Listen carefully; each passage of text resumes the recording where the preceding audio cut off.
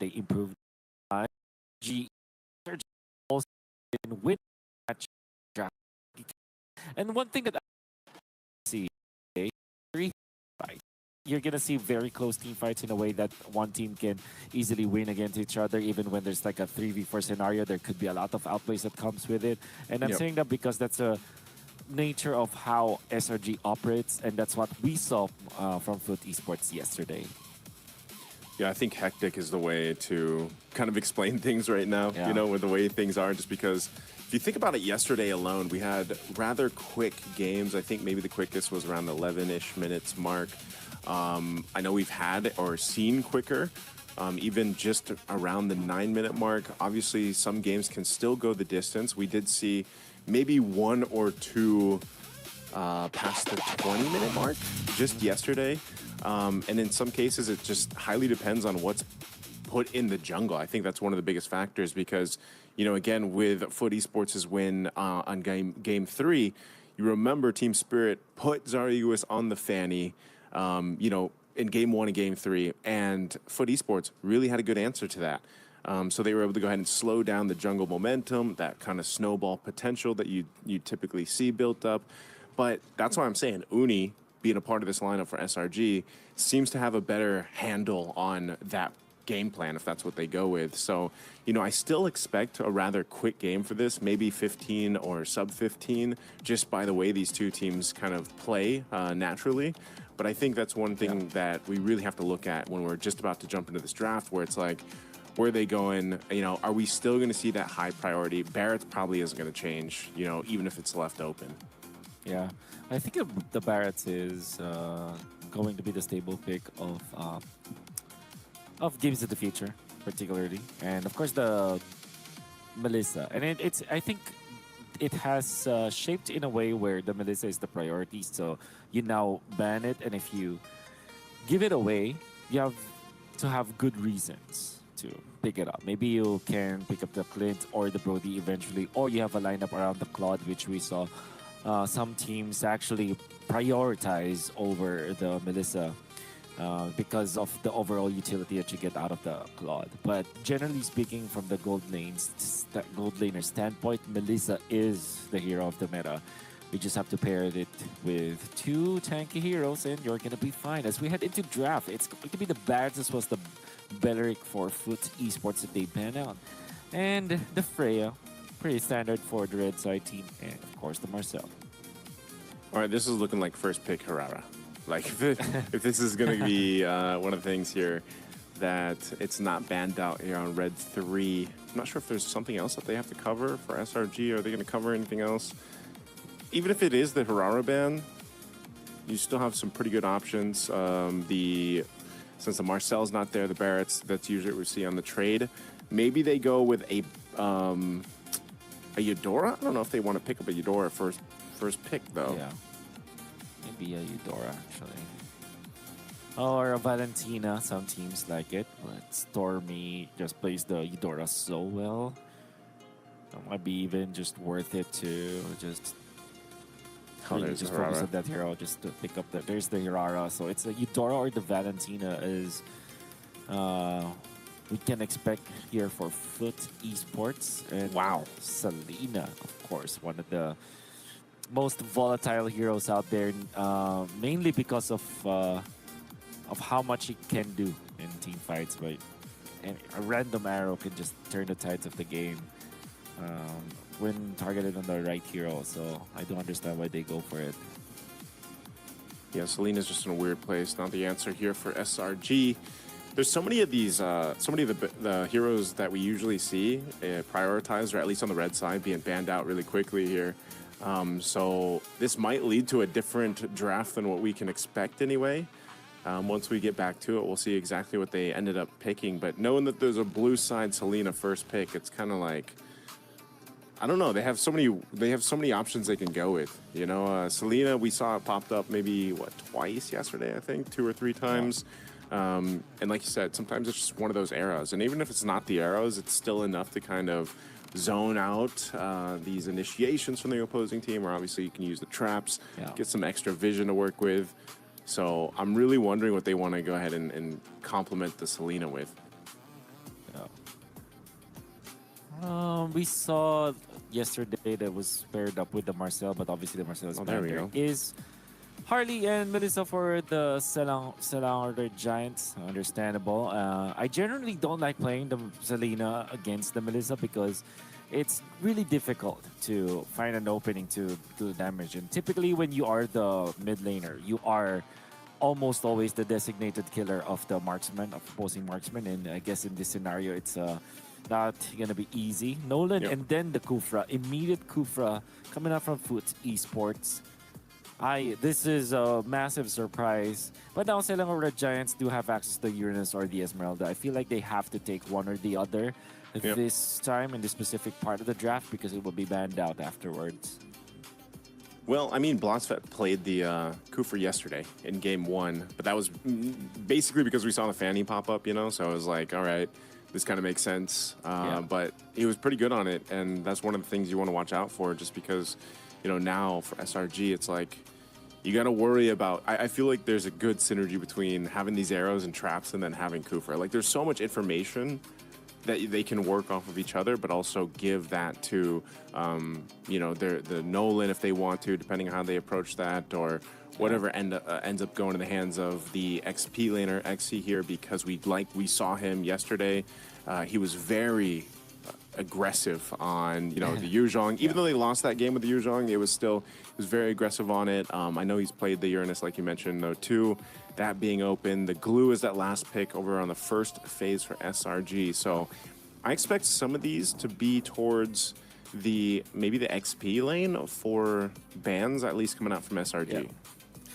And that's also true for Foot Esports. When I take away the tanky dudes that we're talking about, the Uranus tanky dudes. is going to be a consideration. There's the Moskov, probably a Clint ban eventually here for Selangor Red Giants. Oh, we'll see.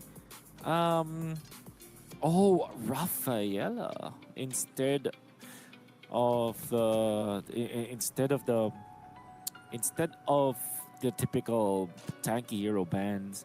It kind of reminds me actually, nice dude. There was a time when they went up against Aurora. It was game number 2 of that series where SRG eventually won against Aurora. It was actually the Rafaela that savaged the fight for them. It was close, yeah. It was the reason why they came back to the game. It's because the Rafaela was able to revive a hero that will eventually win the team fights in the late game and combo it up with the flying clouds, and then it's fine. So Foot Esports are respecting the potential of the Rafaela for Selangor Red Giants. All right, last ban here. Yumes, hopefully he's feeling warmed up and ready for this one. Arlot is going to be the last ban, though, by Foot Esports. So now that we're done with the bans here, we'll see what's going to go in red for SRG. They still need potentially a mid laner right now, or they just go with they're going to pick up their XP? Is there a world where this glue is somehow flexed at all? Or are we just expecting it to just go to Yumes? This is flexed. So you can actually go for your Stormy here now for your SRG because Eudora is still open. Yeah. You'll find that Valentina might be another option because the Tyrant's Rage is also a good ultimate to copy in Thin Case. There's a world where they do pick up the Farsa because they're going to be looking for burst damage to follow up. But they instead went for the Zushin, which generally does not like playing against the Nolan as well as the Selena. So I wonder what SRG are cooking with this Zushin. Guess they just want this. They just want the crowd control, man. You know, I was always surprised because Jushin definitely kind of fell off after her bit of a nerf that she had. But she's still very valuable. Like we saw even in MSC, they can still make it work. The last couple picks here, Claude and Uranus being locked in by Foot Esports. So these are good pickups. I think all around, if you look at Foot Esports' lineup, it's very balanced. You know, you've got, I would say they could use a little bit more maybe magic damage, but again, they have the Selena there. There's a good amount of burst damage though, just having a Nolan, and then if they catch anyone, I think that's one of the big things. Obviously the Claude was one of the main picks that we saw yesterday as well, still very meta. And so the last answer from SRG will be the Fovea. So that tells us, yep, Glue's going to go over to that roam for Humes. Krem will go ahead and get the Phoveus. How we feeling about this one, Wolf? What are we leaning towards here? I generally like FUT Esports composition now, actually. If they nail the Selena plus the Kufra, this will be deadly. Phoveus has fallen out of favor when it comes to the metagame because of how strong the other XP laners are. You need a little bit more tank ability. Of course, the Phoveus is a tanky hero, but if you're looking at the heroes, the other side of FUT Esports, they do have a lot of ways to handle the Phoveus. Even the Selena. Technically speaking, the Selena does not really thrive in a game where there's a Phoveus on the opposite end, but there is a way for them to do it because of the stuns, right? Now, the only trump card that was weird. The trump card that we I didn't know that robots have Kiska. You know, they got emojis, man. And they got their own emojis. But yeah, what I wanted to say is that the trump card for SRG is this Melissa. With all due fairness, I think they built a lineup where the Melissa can thrive. And I believe that this will be what they are going to be looking for. Okay, well said, Wolf. Here we go. Ladies and gentlemen, it is day 2 of the playoffs here at Games of the Future 2026. Once again, we've got 8 teams left. We sent 4 home yesterday, and now today we're going to be sending 4 again. Psyche getting some arrows off on Stormy, but you know this is going to be a little more difficult to get off, I feel like, just because, again, it's a Jushin, right? So you also got to pop these purifies, as we like to call it, if they hope to go ahead and take down Innocent or Stormy there that they can work through. So one of the main things, again, that FUT Esports needs to do is start building for Kazuya to go ahead and get this momentum on the Nolan, because they know they need time, right, for RX. That's always what we talk about with the Claude. They need plenty of time to build up there. Oh, Block's fat now. Okay. Lots of I believe that the aggression is needed here for FUT Esports because eventually the Nolan can just take over, and they want to make sure that there is some gap between their jungler and the opposite jungle. Hardy's difficult to deal with, but now they're going in for the flicker plays. They nailed it. Oh, that's beautiful, Bloodsfet. Hey, you said given the aggression, they are not letting up. We saw this FUT Esports yesterday, and now Innocent, he has nowhere to go, and he's got no ultimate for this. Bouncing ball going to be used, and there's Muddles, but it's just not enough. Collapse down under the turret. 2-0 right now for FUT Esports. And how about that turret juggle coming out from FUT Esports? The moment they went in for the kill, they just relied on their in-game knowledge and that flicker coming out from the Kufra, and then eventually the take onto that gold laner. They want to go for the turtle now, though. Okay, good trade. I would say out of anything, you know, at least SRG is able to go ahead and recoup. They get themselves a turtle. They dealt with so much pressure already. Look at this again. Offset jumping in, arrow to follow, but this one, not a fight they want to take, I think. It looks like he's going to be in trouble. Kay's able to actually survive. Xe still alive, and now it's Blossfet to go down. You know, SRG knew what FUT Esports has been doing. Well, look at the adjustment they just made. Oh. And now Innocent taking some damage on the outer turret and shields, and Humes will be there to aid him. Selangor Giants answer the aggression coming out from FUT Esports by some sort of aggression on their own. Felt like despite not having the buffs on Uni, they still went in for that turtle take, and they eventually won the fight afterwards. And the crucial part there was that Cram was just outputting so much damage, being a pesky Phoveus, going into the backlines, zoning out SRG, allows for SRG to actually equalize this game. Okay, so if SRG wants to equalize the game, you know, they've already gotten to that point where pretty much that 1K lead that was built up by FUT Esports has been handled. They just got to make sure they allow themselves to not fall behind here because of the setup potential that's so strong for FUT Esports. But obviously, as the game goes on, you get a little more, you know, defense items built up for SRG's front line. You'll be in a better position. You're really susceptible to those kind of ganks, you know, in your lane, especially early on. Like Humes is going to deal with some damage. Oh, it's not the pushback they were looking for. So now he's going to get the mounted. I'm not sure if they're still going to follow through with this. An arrow's going to be thrown out. And now trying to get away. Blossfet just whittled down slowly here. Blotsfet going down. It's just so hard to escape a glue once he's attached. Turtle's going to spawn now, second one of the game, and right now SRG off that kill should have an advantage. Exy taking some damage himself. He should be able to heal back up off of this, but there's a dark wave. They're going to bring him back to his death as Exy falls. SRG really showing the smart fighting here. Smart in a way that they're taking advantage of their numbers advantage. What they're doing is going in for pickoffs where they can isolate a specific hero, like the Kufra, for example, then eventually the Uranus, wherein there will be no response coming out from Foot Esports. And if they did, they will get taken out. It's a 4 versus 1 when they went in for the Kufra, another 4v1 when they went up against the Uranus. And SRG are just managing their numbers way better than Foot Esports did. And that's interesting because it's difficult now to regain your aggression as Foot Esports, because if you're the Kufra, you always want to kind of hide on the bush, inside the bushes, which generally means that you have to find someone else to scout out the area for you. So SRG, if they remain aggressive around the river, they can actually take this game. Yeah, they can. Already putting pressure in the jungle. They're going to go ahead and do some work there. SRG now are the ones with the lead, almost 2,000 up to this point. Some attention once again on Innocent, but now that Innocent has his ultimate, he's a lot more safer than when he was pre-level 4.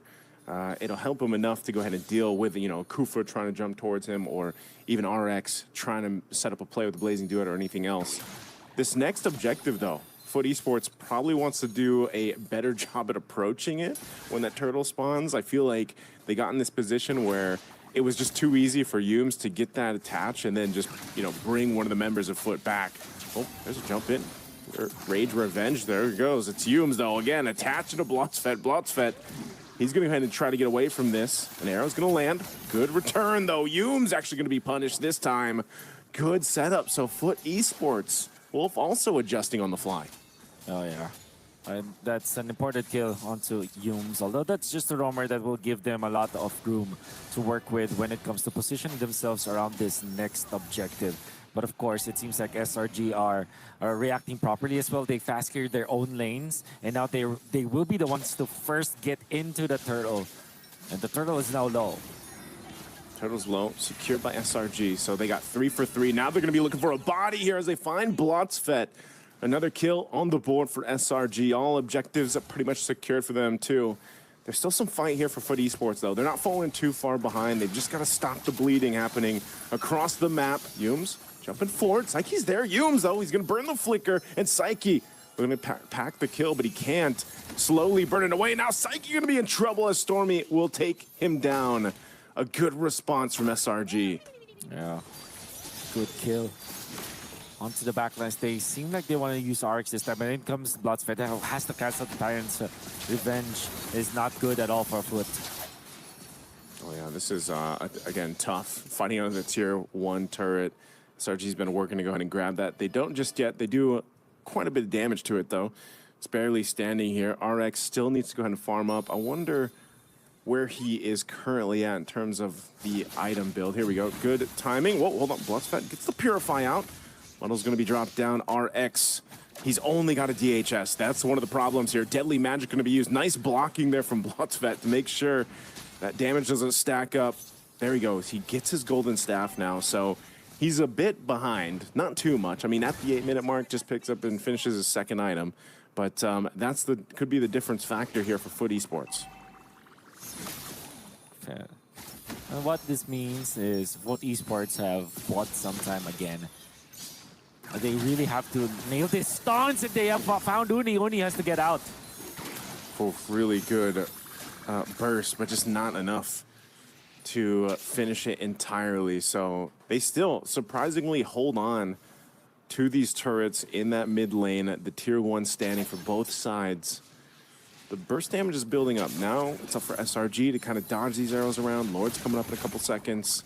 We'll see if they still decide, let's just go for this turret, open up the map a little bit, and then make something happen. But mid lane is where it's going. Yums, is he going to go for the mount here? He's quite low. Very dangerous. He's going to pop the conceal just for safety.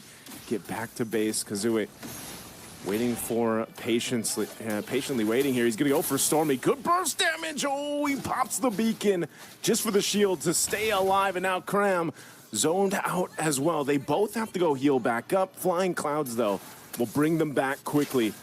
I'm not sure if they're going to be able to just clearly take this Lord as SRG is now in the area. They're going to go ahead and drop down the muddles, forcing XC back. Stormy and Cram back for the fight. They can go ahead and re-engage. Bloodfett charging up. He's going to go in, jumping on in, and Humes is the one to get the Lord and take out Kazooie. SRG somehow gets the objective. And that would have been really good for Foot Esports because they already nailed the stun. The stun actually hit Uni, but Kazooie being down means that that's a difficult scenario for Foot Esports nonetheless.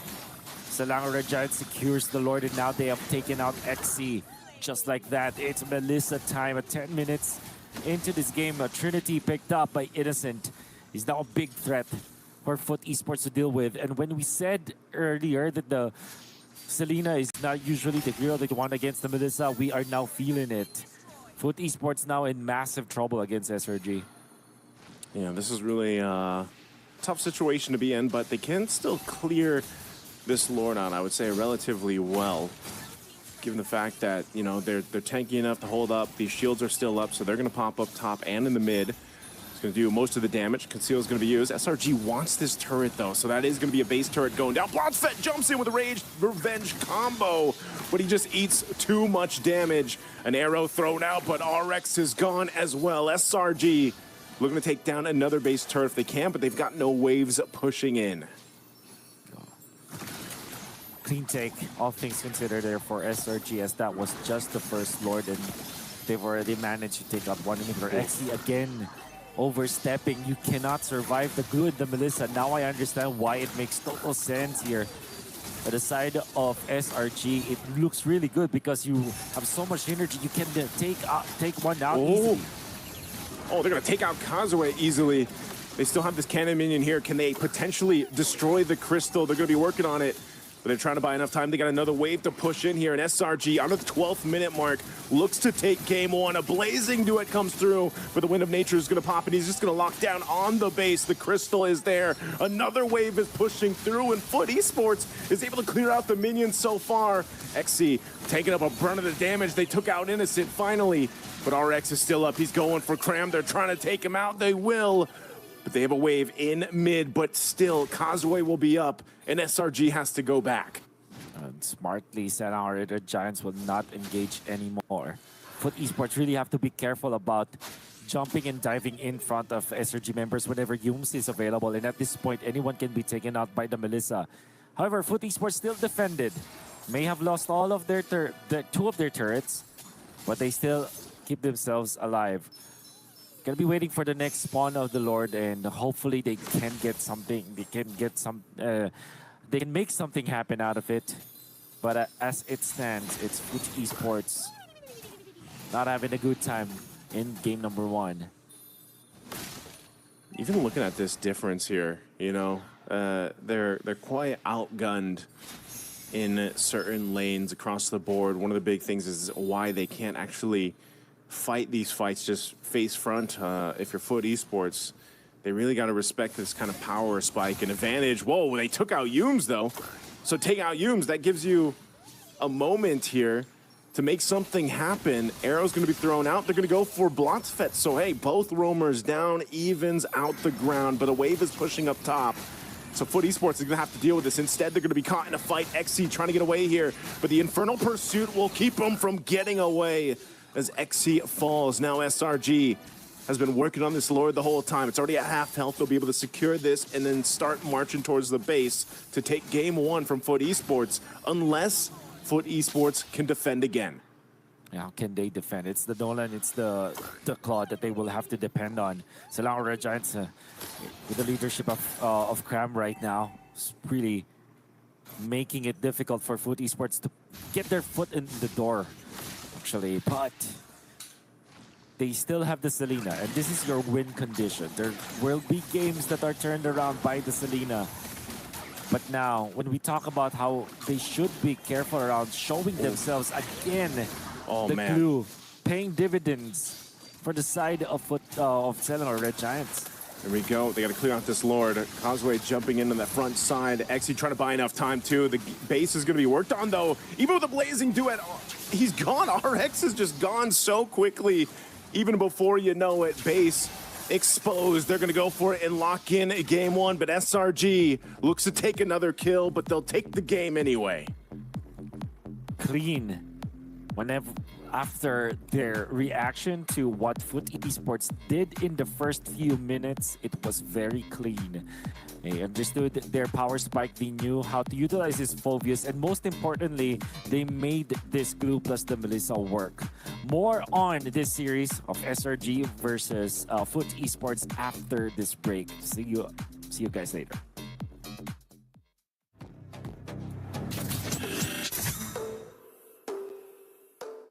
Центр кредит банкымен сіз қарапайым және заманауи шешімдердің ортасындасыз. Нық сеніммен жаңа мүмкіндіктер ашып, тексерілген сапаға сеніңіз. BCCKZ мүмкіндіктерді кеңейтіңіз.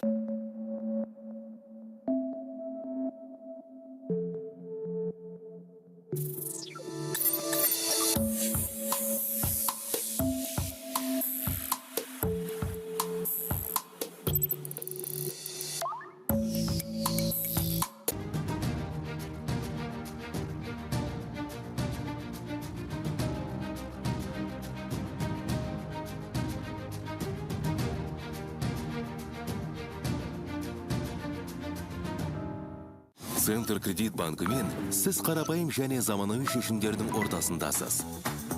Нық сеніммен жаңа мүмкіндіктер ашып, тексерілген сапаға сеніңіз. BCCKZ мүмкіндіктерді кеңейтіңіз.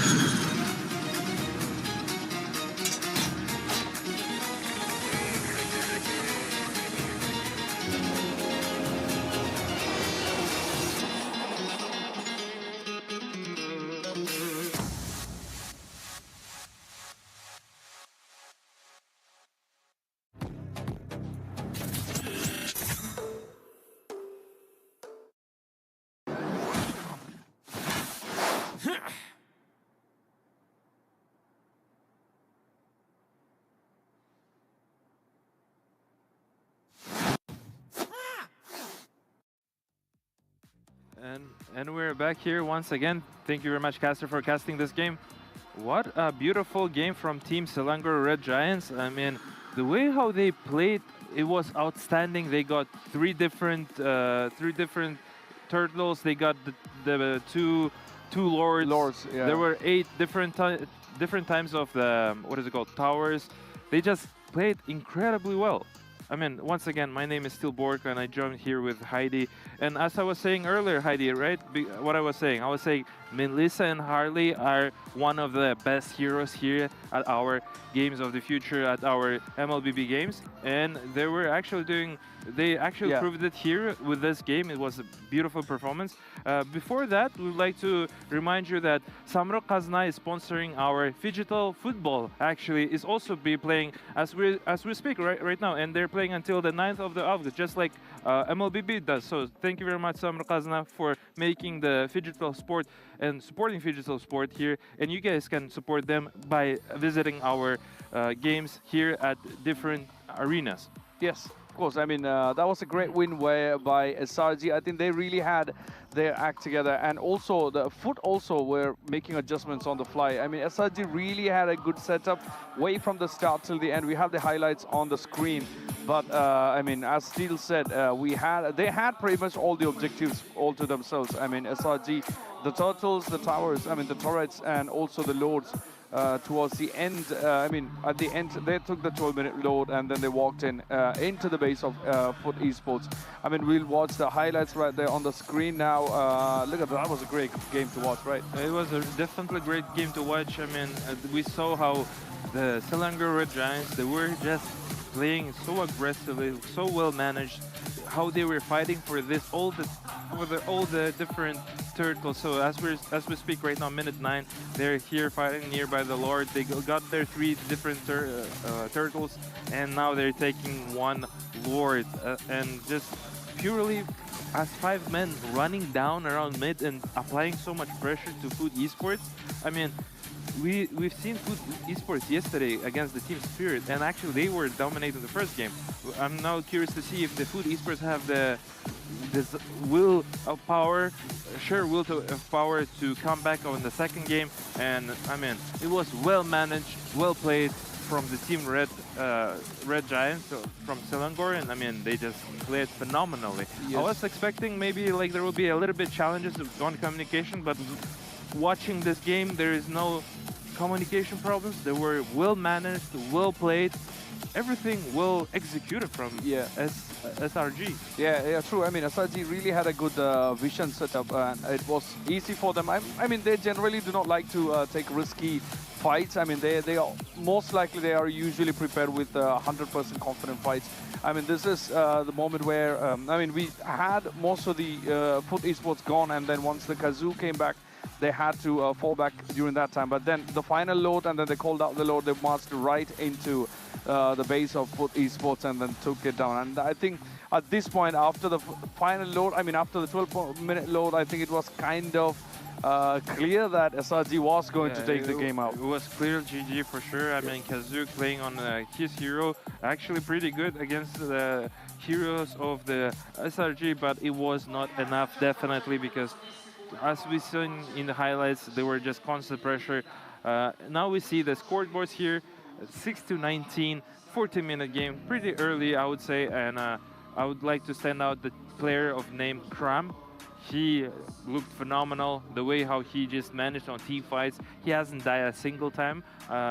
Same as Stormy for sense, but well managed, well played. Also, Uni and Innocent having 11k net worth, a lot of gold that they have on their hands. I mean, and Kazoo, the guy who has been MVP multiple times and stand out the player of yesterday, couldn't manage to carry his team on a victory. But they have a still chance of game number 2. Of course.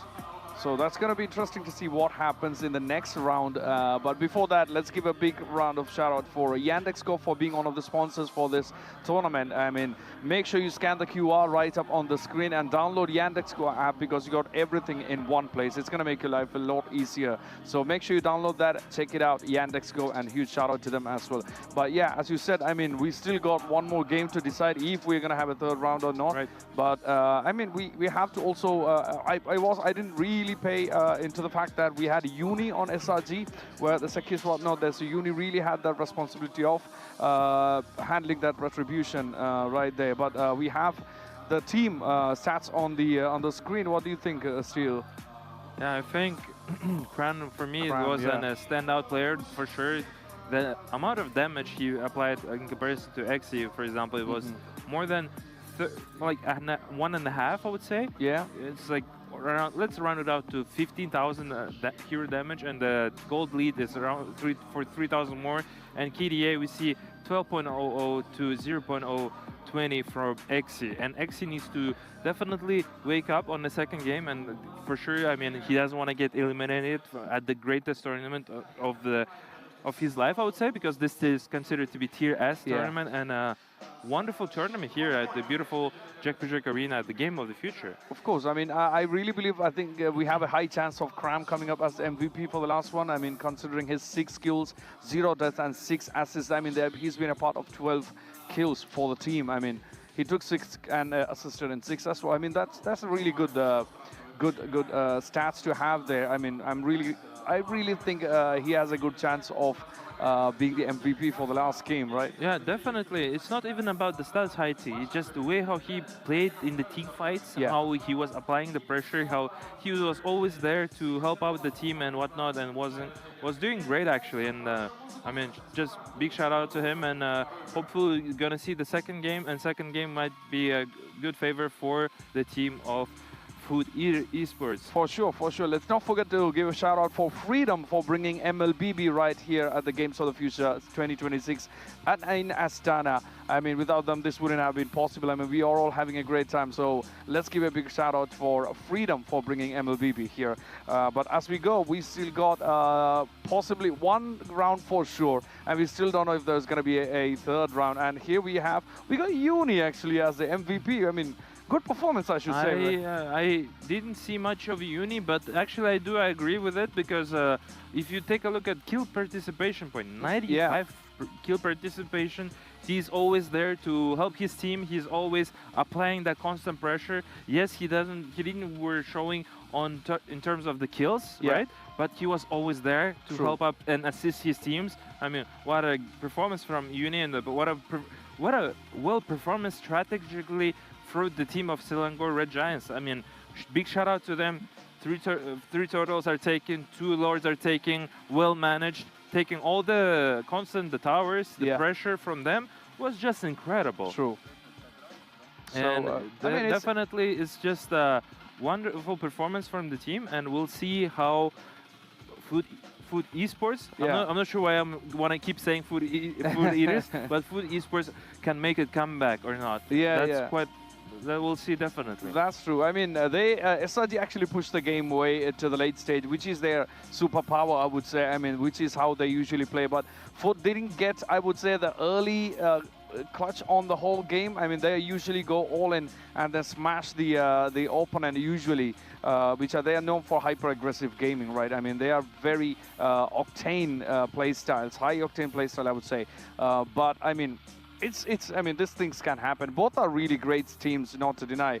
No, of course. I mean, Food Esports are the youngsters, and they actually were hyped. And let's see if they have they can manage to overcome their nervousness and do their game well and give their best on the game number 2, because we definitely need to see, because as a reminder, this is a single elimination bracket. Once you're out of the turn, you're out of the tournament, unless you're gonna playing for the 3rd or 4th place, but that's for later. And also what I was mentioning to you guys about the stats, right? I remember I was mentioning you guys about Melissa and Harley being at the top of the top. So there were now Melissa has 17 wins and 9 losses, so meaning it has actually more than 60, I believe it's 65 to 66% of win rate overall here in this tournament.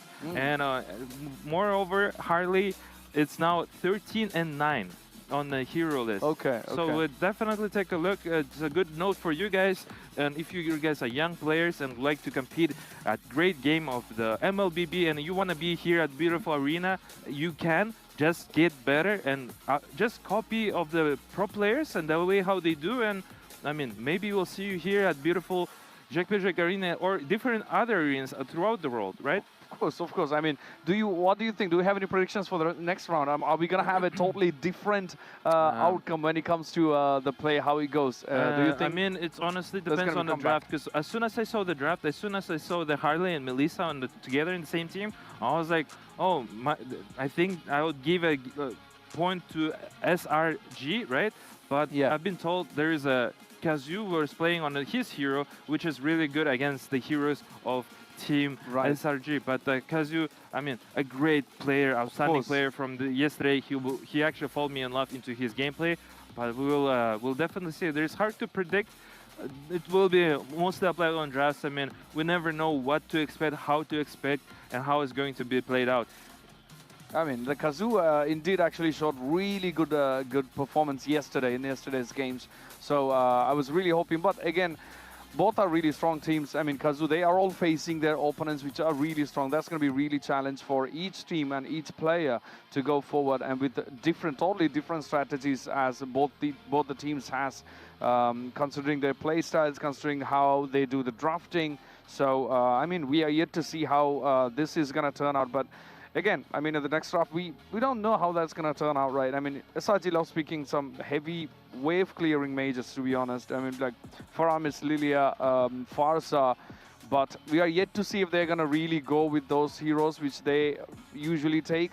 because we are in for surprises. I mean, it's MLBB's tournament. Definitely. I mean, yesterday, as you were mentioning, the Psyche were here at the panel's desk. Yeah. He was actually very happy that they won the Team Spirit, and they were happy to be advanced forward. And we see people here at the wonderful Siapakah Arena, Food Esports, the manager and the coaches, they're here also cheering for their team. And they were actually surprised on a couple things, and maybe they'll just change a couple details, Right. and we'll see a different Team Food Esports. Yeah, for sure. I mean, Psyche actually did great in the last game He as did, well. I mean, he he did yeah. really great. I mean, he went with, I believe, Selena. I'm not sure. I can't remember. But, I mean, I would say good hero choices. And also, it's going to be a challenge. Every drafting phase is a challenge, right? I mean, the one you have eyes on, the other team might take them out, or the other team might ban them. So, or maybe they can just steal the hero that you Exactly. initially had an idea of that person on the draft, and then it's going to be a little bit different. And here we see how we're flying here in beautiful our city, Astana. Yeah. We're reminding you guys, this is Games of the Future, and this one is a Siapakah Arena that you guys are seeing now. And you know what? And also would like to give you guys a little bit history, a little bit background of the game, of the MLBB game, and stay tuned to take a look at the beautiful history. Did you know that a fan-made map jump-started a whole genre in competitive sports and contributed to the development of one of the adored games of many, Mobile Legends Bang Bang? Multiplayer Online Battle Arena, abbreviated as MOBA, is a subgenre of strategical games which started out just as a game called Aeon of Strife. Though it was far less developed than the typical games in the genre, since the characters didn't have any abilities. But the principle for the gameplay was established quite clearly. Players controlled a single hero unit fighting on 3 lanes, which were protected by defensive towers. Might be unusual to hear for us now, since the MOBA genre is so popular. But it was not true at all for the first 6 years of the genre's existence. Dota, League of Legends, Smite, Heroes of the Storm popularized the genre and eventually led to the creation of Mobile Legends. Released in 2016, Mobile Legends was designed to appeal to a broad audience, and appeal it did. The free-to-play business model, along with captivating heroes, were enough to win over the hearts of many gamers. Now, Mobile Legends Bang Bang has a rich international presence, attracting many players from Southeast Asia and South America. And we're back here once again. We just witnessed a great history of the MOBA Mobile, and just not even about MOBA Mobile Legends, but overall MOBAs in general. As said by the history, I'm from different MOBA myself. I'm from Dota 2, and it's just incredible to take a look how different game is and how you would see it from different angles. I personally like MOBA Mobile, just interesting, fascinating, very fast-paced and very fast-paced game, and it's quite interesting how you see it on a actual mobile, and you saw the emotions, and it was very beautiful. Yep. And I believe now people are getting ready, and let's give the words to the casters. Please, Naiso and Wolf, please take it away. Thank you so much. Yes, as well as Haiti for breaking down game number 1. There wasn't that much to break down though, Nice, and I know that you feel the same way. It was dominance coming out from SRG right off the bat. Well, not literally, because there was a time where Foot Esports actually managed to land good kills and good pickups, but they just couldn't follow up afterwards. Yeah, I think it's one of those things, Wolf, where, Foot Esports just kind of, they didn't find their footing. I hate to say it, but it's like, all pun intended. But I see what you we did already there. saw them. We already saw them do this yesterday. You even said, they put their foot to the pedal yesterday in the matchup against Team Spirit, and I think that's what was lacking in Game 1 against SRG. There was an attempt early game, especially playing to the strengths of, okay, we can go ahead and hone in on Innocent. He doesn't have that go-away ultimate on the Melissa. And by the way, big shout-outs to Ilias there and Heidi for the stat right now. I was so surprised that the Melissa has been picked that much, right, already up to this point. Was it 17 wins, I think, that Melissa has currently? Yeah, 16. Yeah, 16 or so, but that's just how good of a pick Melissa is right now. And so if you can kind of target the weakness of a Melissa early on, that's great. But then what is your game plan after that? And I think that's where they faltered. Foot Esports had a plan for the early game, and then it just kind of fell apart when they lost all 3 turtles to SRG and when they lost those fights to SRG. And even for Blotzvet, he really has to be a little more cautious on his entries. Like, you know, we saw him with the Kufra in the previous game really get targeted, and a lot of the times it wasn't as valuable as, for example, where we saw Yums utilizing that glue. And so now we've got a bit of different priority going on, where it's the Valentina first pick blue side for Foot Esports, but it's the same so far on the response for SRG with the Melissa and the Harley. Yeah, this is what I kind of expected last time. I think I prefer this much better than Selena as a first pick. However, I still don't like the fact that they're willingly giving away 2 good heroes. Elias actually mentioned that when he saw the Melissa as well as the Harley picked up by one team, immediately defaulted to rooting for that team. And I can't blame him. This is such a good opening for the side of SRG and for a team like SRG, who has a lot of experience, has been competing internationally for quite a long time now. This is way too much of a leeway that they're giving. So I wonder if Foot Esports will have a different closing draft now. Well, they do have the Atlas as well as the Paquito, which is already very good. Okay. I like this. I will say I like it a little bit better, at least for the first 3 picks that Foot Esports has here.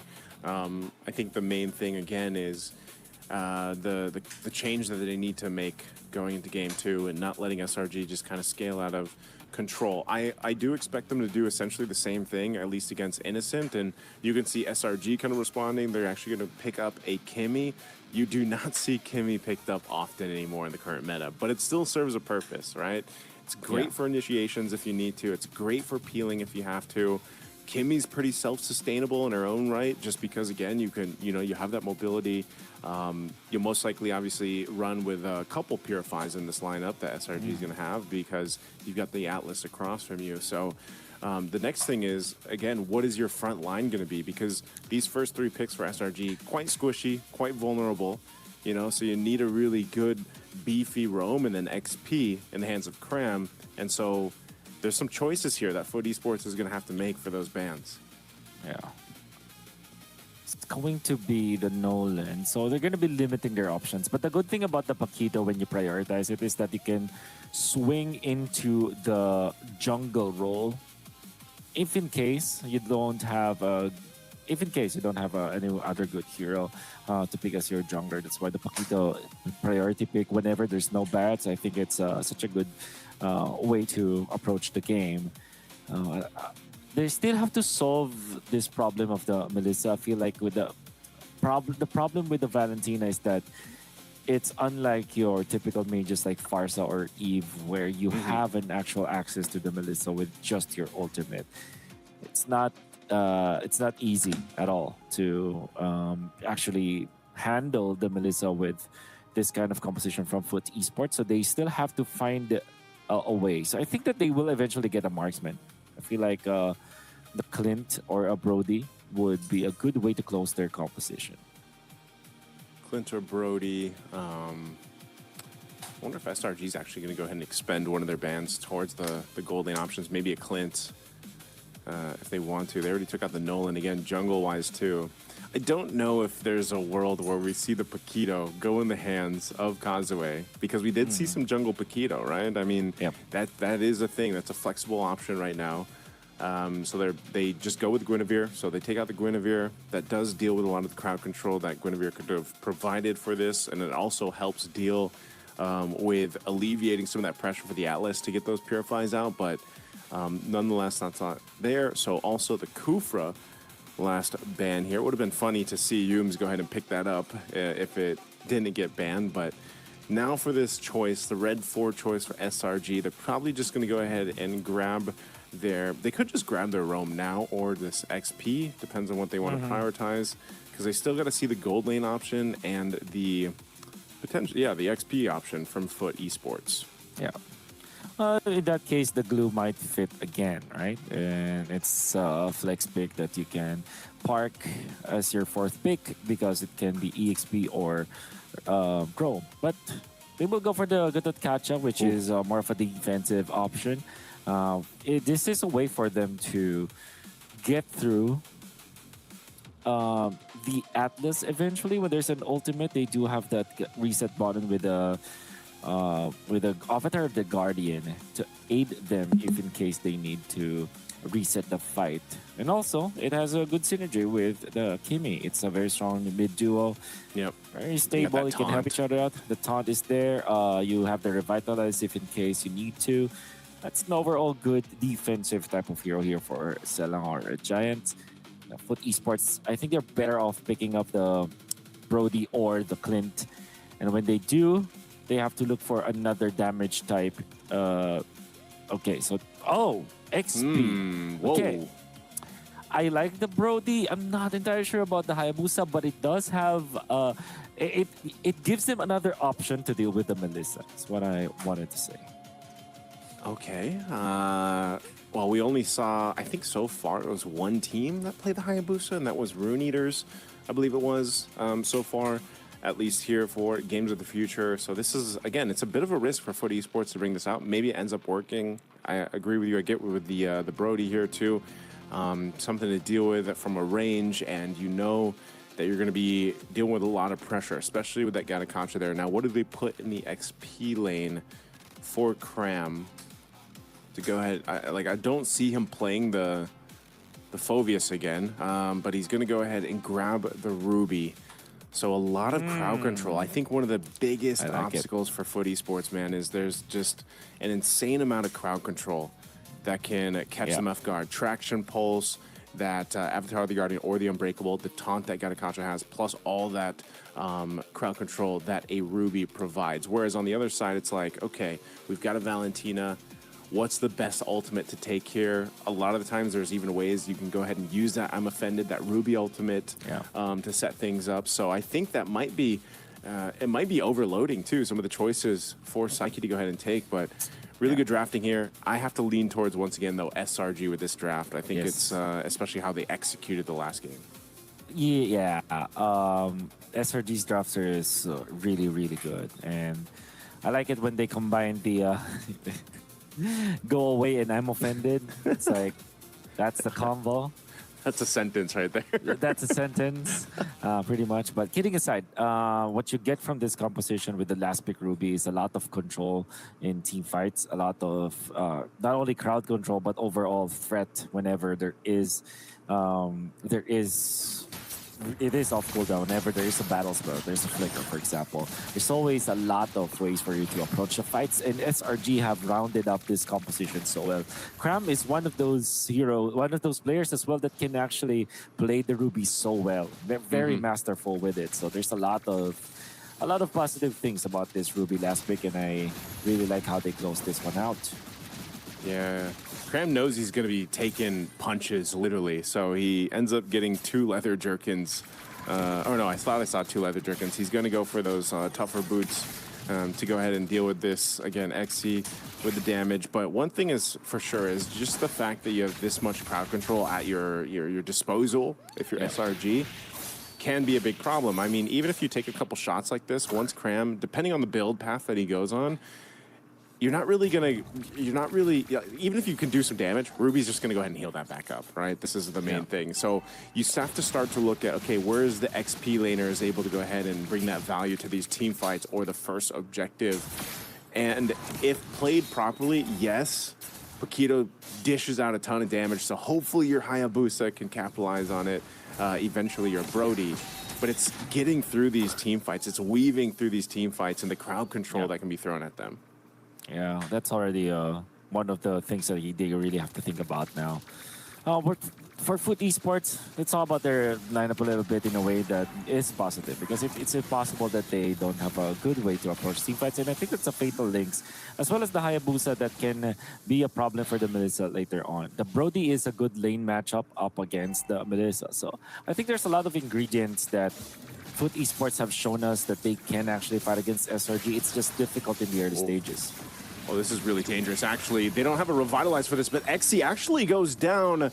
Turtle will be secured, though, by Foot Esports. But that's 2 kills going to SRG. I'd expect them to not really have that freeway to just go get kills off of that, but they trade it for the objective. Yeah, they did. And Oh, Yums. all the better. They want to go for... Oh. Okay. Oh. Whoa, The distance. Castle.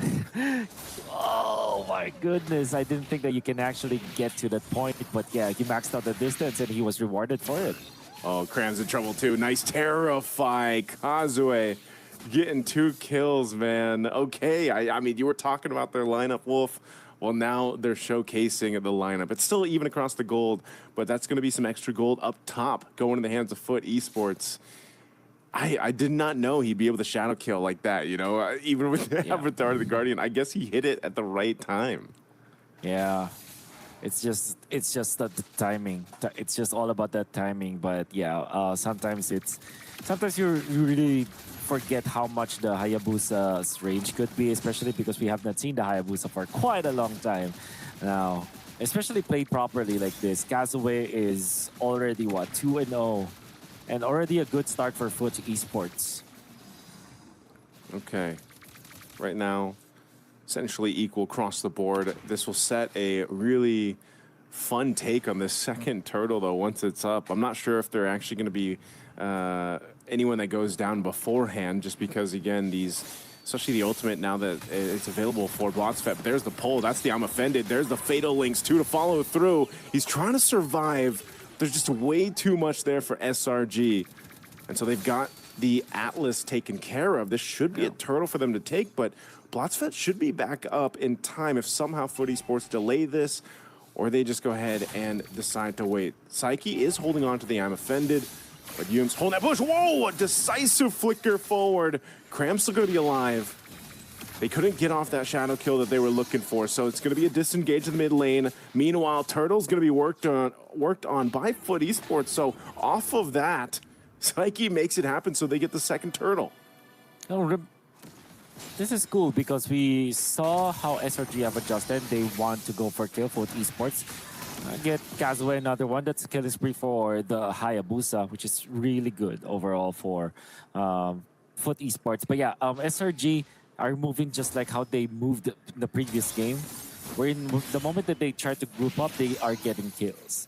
Foot Esports, however, adjusting accordingly as well. They are now activating their Brody by going to the Brody's lane and getting a push.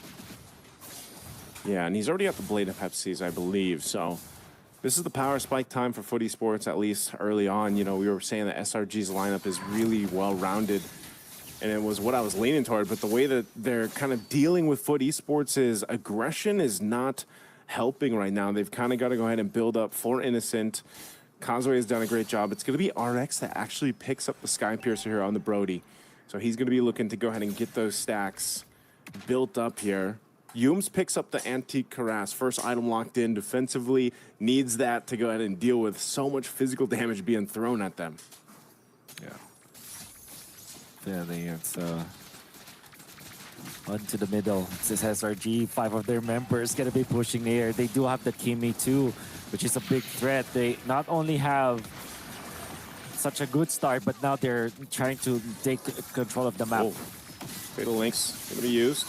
Cram though goes in with crowd control. Go away, Wolf King, and that I'm Offended, and they're locked down in the mid, and now they're in trouble with the traction pulse. RX, he's got the deadly magics on him, and Uni will pick up a kill. SRG brings themselves back into it. They want to go for this tier 1. The third turtle's going to be up here in a couple seconds, so they'll grab a turret and make their way to the turtle. Yeah, they have important kills out there. Good punish. That was a weird flicker that we saw, but they were successful afterwards. They get a kill. And they have pushed a turret in the middle too.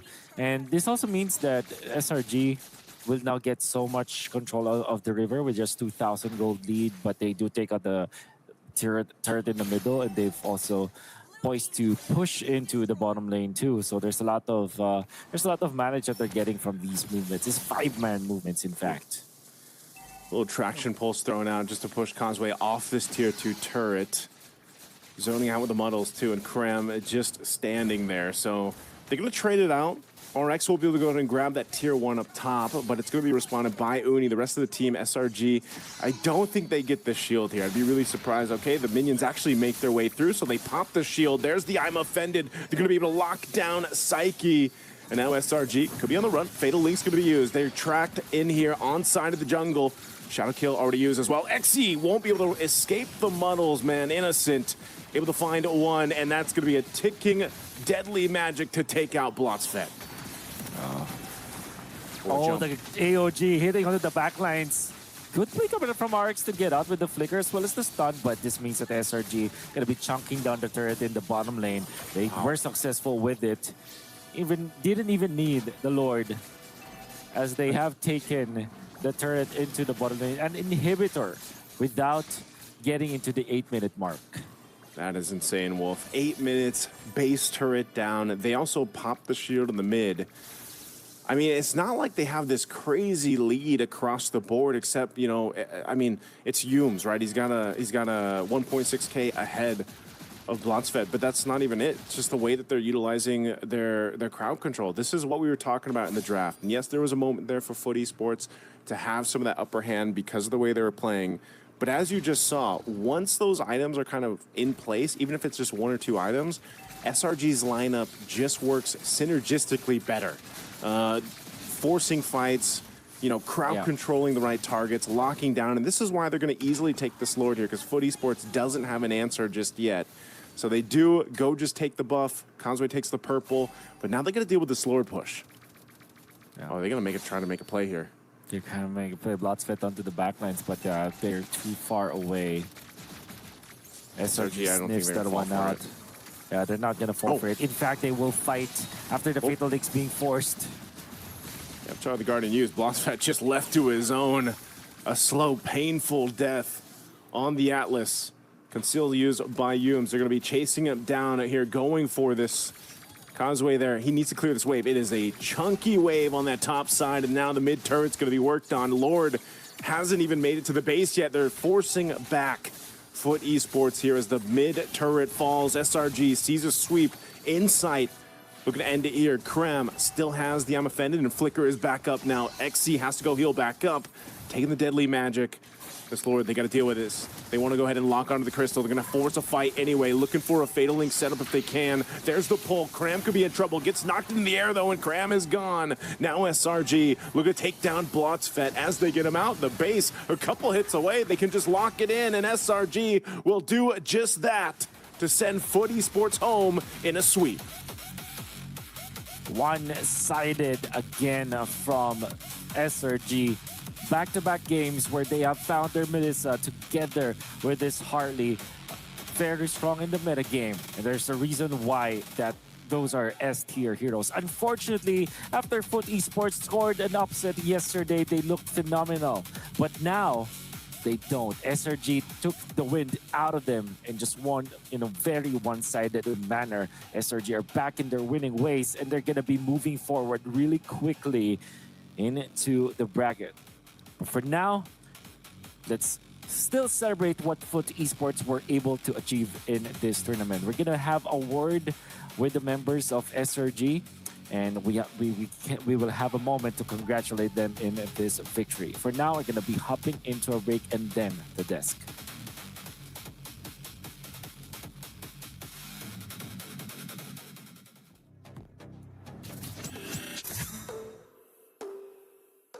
Центр кредит банкымен сіз қарапайым және заманауи шешімдердің ортасындасыз.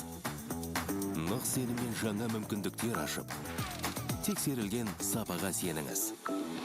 BCCKZ мүмкіндіктерді кеңейтіңіз.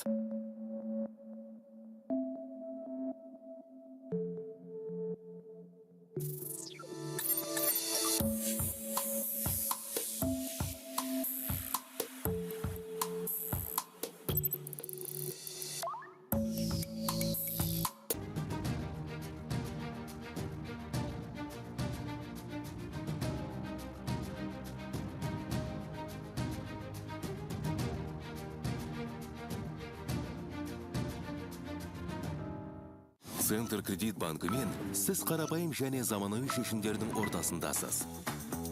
Нық сеніммен жаңа мүмкіндіктер ашып, тексерілген сапаға сеніңіз. BCCKZ мүмкіндіктерді кеңейтіңіз.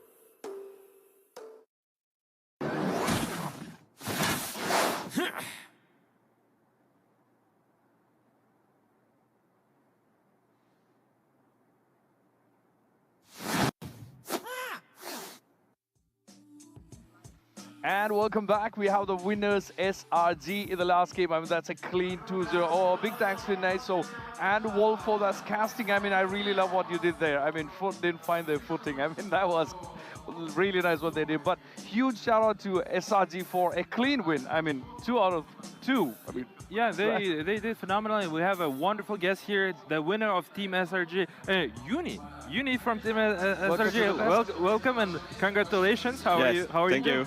How's everything? Yeah, feeling good because we got 2-0 clean sweep, right? So feeling good and happy.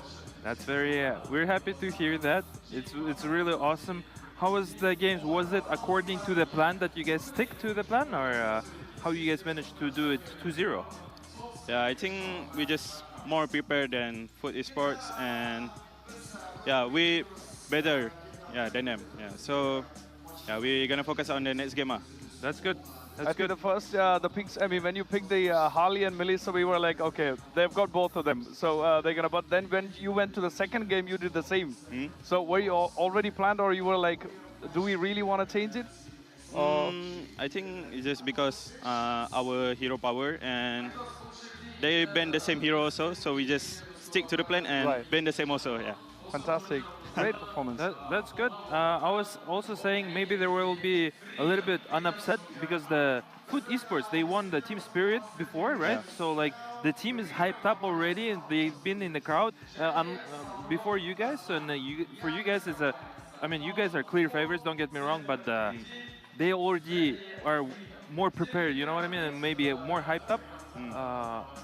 Did you feel any sort of like scared or anything before the matches after they winning Team Spirit? Maybe after they winning on Team Spirit, I think, yeah, they're pretty strong, but yeah, when we're together also, we're stronger. Yeah, so, good. We can fight anyone. I like the confidence here. You heard it from Uni himself. It's awesome to hear that. I think that's a perfect spirit to go into any game, right? I mean, no matter who the opponent is, I mean, you are going to get that game. That's the only way to go, right? Of course. Of course. Go ahead. Go ahead. I was asking, it's your first time in Kazakhstan. I believe it's in the whole Central Asia. How is the Kazakhstan for you? And how is the game of the future overall, the experience, the people, the everything, the food? For me, Kazakhstan, quite good, the food, because we already go to 1 or 2 restaurants. We already taste some kind of steak and pizza like that, yeah. So I think quite good, the food, and so easy to find halal food here, so yeah. Good. And for the GF also, I think it's quite good. More, for me, just same like MPL, the vibe. Oh, that's good to know. I wanted to ask you a personal question because you guys have 3 Malaysian players and 2 Filipino players. Yeah. And was there's a communication problems whatsoever? Because by the looks of the game one, it was no problems whatsoever. But still wanted to ask you because it's an international team overall. Yeah. And how is it in terms of communication with your teammates? For our communication, we just speak English. Yeah, we all just speak English. But when it comes to like maybe Kram and Innocent want to talk to each other, they just speak Tagalog. Okay. And then for our local Malaysian, three player. We just talk Malaysian also sometimes. Yeah. I see. But likely English. Mostly English. That's Yeah. good to know. I mean, by the looks of it, you guys had no problems whatsoever. There was a clean game, clean of 2-0. I have a question. It was way clean on the game number 1 because you guys got the 3 turtles and whatsoever.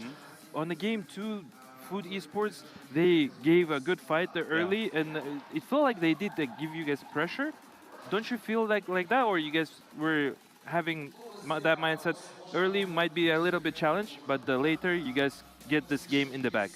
Yeah, for me, even though our mid game or early game we're losing, but end up the late game will be the Decide. result. Yeah. Yeah, exactly. I mean, we are talking about two teams with entirely different type of play styles, right? Foot just goes all in way from the start. And when it comes to SRG, you like it to play very disciplined, very slow, but take it to the late game and take the game. So did you ever think like the initial push from the Foot is going to be a challenge, or you were like, nope, we're going to take it slow, we're going to stick to the plan and go to make it till the end, and maybe after the 12-minute load, we're going to march to the base, like how you did in the first game? For us, we just try to be aggressive on the early game, but if it did not work, yeah, we're gonna try a late game, just that. Of course. I mean, that's the spirit to go to any game. That's Yeah. what they just proved here at the beautiful Jigpijak Arena here in the beautiful country of Kazakhstan, Astana, Game of the Future 2026. I mean, you've been saying very confidently, I do respect that as a esport player, esport coach myself. Now, real spicy question, is there anything you would like to meet up on the future games, like in your next opponents? And what you want to say to them and to your actual fans from the Southeast Asian region? I think for the next game, we just fight anyone. Because we don't care. You don't care Yeah, who the fight? just try to fight anyone. And for the fans also from Malaysia, thank you for watching, guys. Hope you guys keep supporting us till grand final, inshallah. Bismillah. Fantastic. Inshallah, that was Uni. I have no questions. You have any questions, Heidi? All good. I mean, that's a perfect spirit to go. Like anyone, any team it may be, obviously gonna get it. Thank you so much for being here. Congratulations again. Hope to see you again. in the Thank you coming very rounds. much. Assalamu alaikum. All the best to you. All the best. I mean, that was Uni from Team Selangor Red Giants. Thank you very much, Uni, once again, and good luck to you guys in the upcoming games. Yeah, that was Uni. Thank you, Uni. You may can go and. I mean, what a chat! What a Perfect. chat! I mean, That great was performance. so confident. Everything played out extremely well, and yes, I mean, Selangor winning now. Yeah. Selangor Red Giants winning now, meaning Food Esports are eliminated from the tournament. I would like to appreciate Food Esports for their performances. They made a sensational victory over Team Spirit yesterday. And today they are out of the Selangor Red Giants. I mean, with this player being so confident, he wasn't cocky though. Yeah. He was very confident. I just really respect the confidence level from his eyes and his talks. It just and also it wasn't arrogant. You know what I mean? So it was personally well executed. He stood on his word, and best of luck to them. Of course. I mean, perfectly done. We have the highlights on the screen at the moment. I mean, we can see clearly how the game actually went.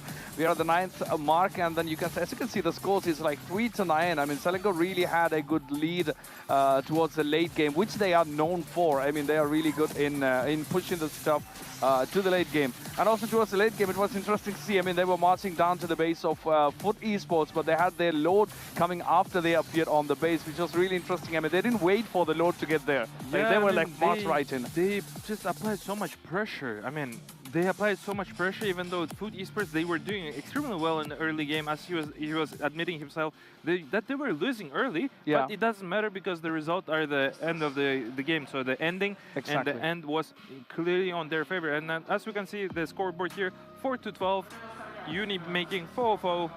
I mean, just great individual performance, and he's being happy. He was playing he was actually playing a Harley. Yep. The hero that I was mentioning earlier about the factor that it's been already 14 wins and 9 losses on Harley, the hero itself on the Game of the Future, and also Melissa. I mean, Melissa now on 18 wins and 9 losses. They have absurd amount of win rate.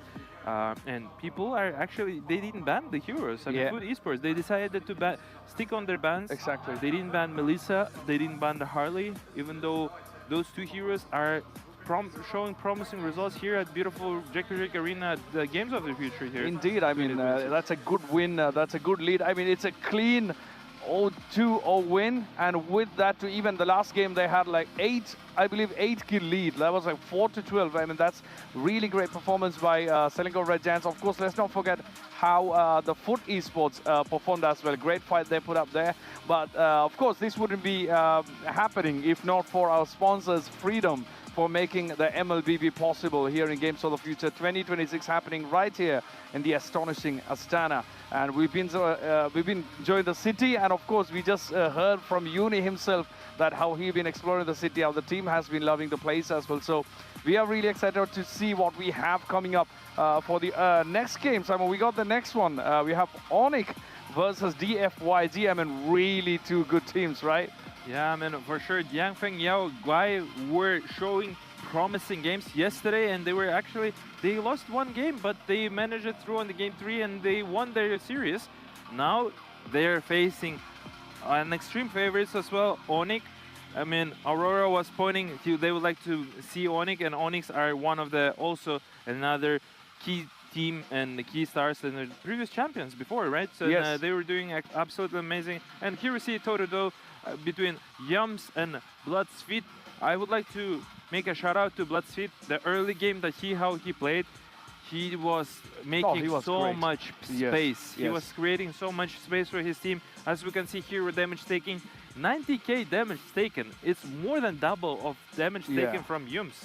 I mean, he wasn't a standout player on the Food Esports Bloodsfeet, but the factor how he managed to be a shield for his team, right? Yeah, exactly. To take the damage and be taking that important role actually to be a defensive Yeah. and just making a space all around for his team.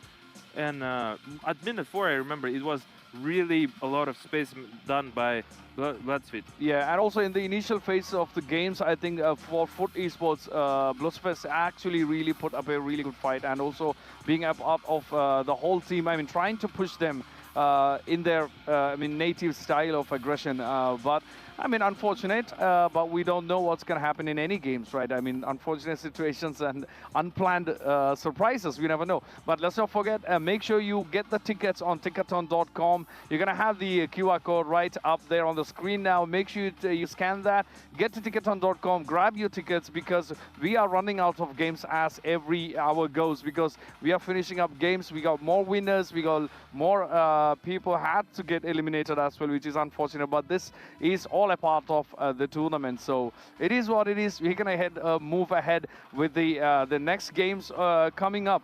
Are you excited for Onyx and DFYZ? Definitely excited. It would be interesting to take a look at two different regions Yeah. are facing off of each other. It would be interesting to take a look at how well they prepare to each other, because Onyx were also being clearly favorites Yeah, here, and yeah. it would be interesting how they can do against Yang Feng Yao Guy, and we'll get to know that quite soon. And as you were saying earlier, make sure to get the tickets, because people are getting a lot of spaces here at Jack Arena, and we're getting more and more people coming in. And make sure to come here and cheer for your supporters. As you can see here at the background, people are getting ready. Meanwhile, and MVP here, actually Stormy, surprisingly 92% of kill participations.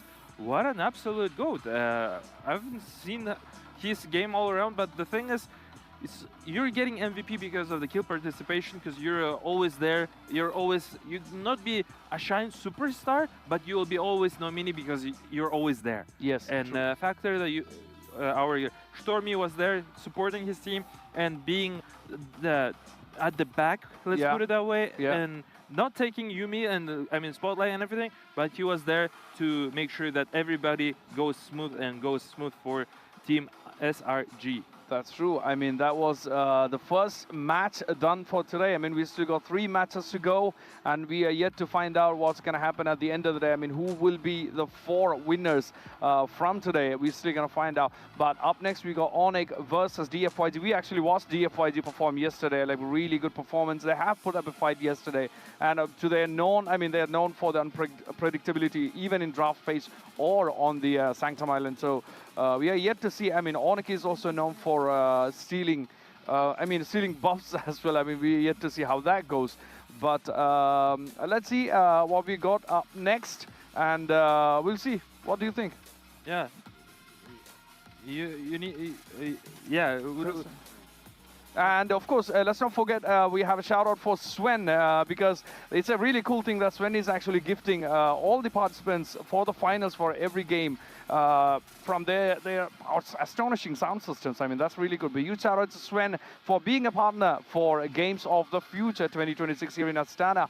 We have up next, of course, Onyx versus DFYG. We both are really, really excited for watching the next game. Do you think there is going to be a third round for the next one? It's going to be a tight competition. I can't predict those kind of things. I mean, we'll definitely take a look on the draft first, and let's see, because we never know what's going to be happening, how many maps are going to be played here at beautiful Jack Pajik Arena and at the Game of the Future. It's definitely going to be interesting if the young Feng Yao guy can make it through, because they look phenomenal, promising against Team Vamos. Yeah. And the first game against Team Vamos, they actually played it extremely well. And then they lost on the second game. And the third game, there was a good fight between each teams, and DFYJ came up as a victor. And here you guys can see our beautiful futuristic authentic art.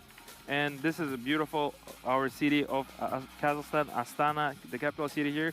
And yeah, we'll definitely be excited to take a look at more heroes, the more combination and more strategical decisions. I think personally, DFYJ is a more conservative team. Yeah. It felt like that, it looked like that, and how they played the game #1 against the Team Vamos, it was exceptional well. I mean, they did it fine. But the thing is, Team DFYJ played yesterday, so they have not had like the 1 day off, and Onyx is more prepared because they had an extra day to relax, to take a look at what's going to happen and how it's going to be playing. And I'm pretty sure they were watching the games yesterday all around and gathering all information they need for their victory. Of course. I mean, we are talking about 2 really great teams coming up next, DFYG and Onyx. I mean, if we really look at their the battles, retribution battles, I mean, DFYG takes usually, or they are expected to take mostly 50-50 smite fight on turtles, which you are yet to see, where Onyx prefers more of guaranteed setups. I mean, they don't want to walk into unexpected situation. They love to have the setups in order and then take the fight. So it's more, I would say, more less stressful when you compare to, I mean, you coming up or welcoming with unexpected situations, right? So, and when it comes to DFYG, they are all about unpredictability. So there's going to be 2 different styles battling with each other. It's going to be a challenge for both of the teams. Definitely. About you know, what about that, Haiti? I would like to also mention that we have a good video here for Onyx Esports, and we'll actually let's take a look and get to know Onyx a little bit closer. Yep. We're still here at the Games of the Future, where the world's best teams have gathered to compete for the title of International Champions. Our next guests hardly need an introduction. Known as the Kings of the Sky, Onyx have built a legacy as one of the most successful organizations in Southeast Asian esports.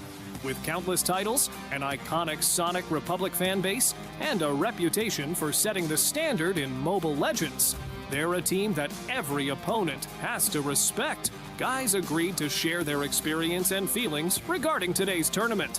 Let's see what they have to say. Could you introduce yourself? My name is Kyrie. I'm the jungler for Team Onyx Esports. Got it. Let's start with the questions. What does participation in Games of the Future mean to you? It means a lot to me since the last time we participated in the Grand Games of the Future, we won first place, so we want to do it again. Interesting. What do you think of the phygital sport? Yeah, I think it opens a lot of opportunities for a lot of players. So it's very good. Good point. By the way, you have a pretty busy schedule. What is the next tournament you're planning to visit? After this tournament, we have MPL Indonesia, 4 days after the GOF. I see what you mean. If your opponents could ban one hero, what do you think it would be?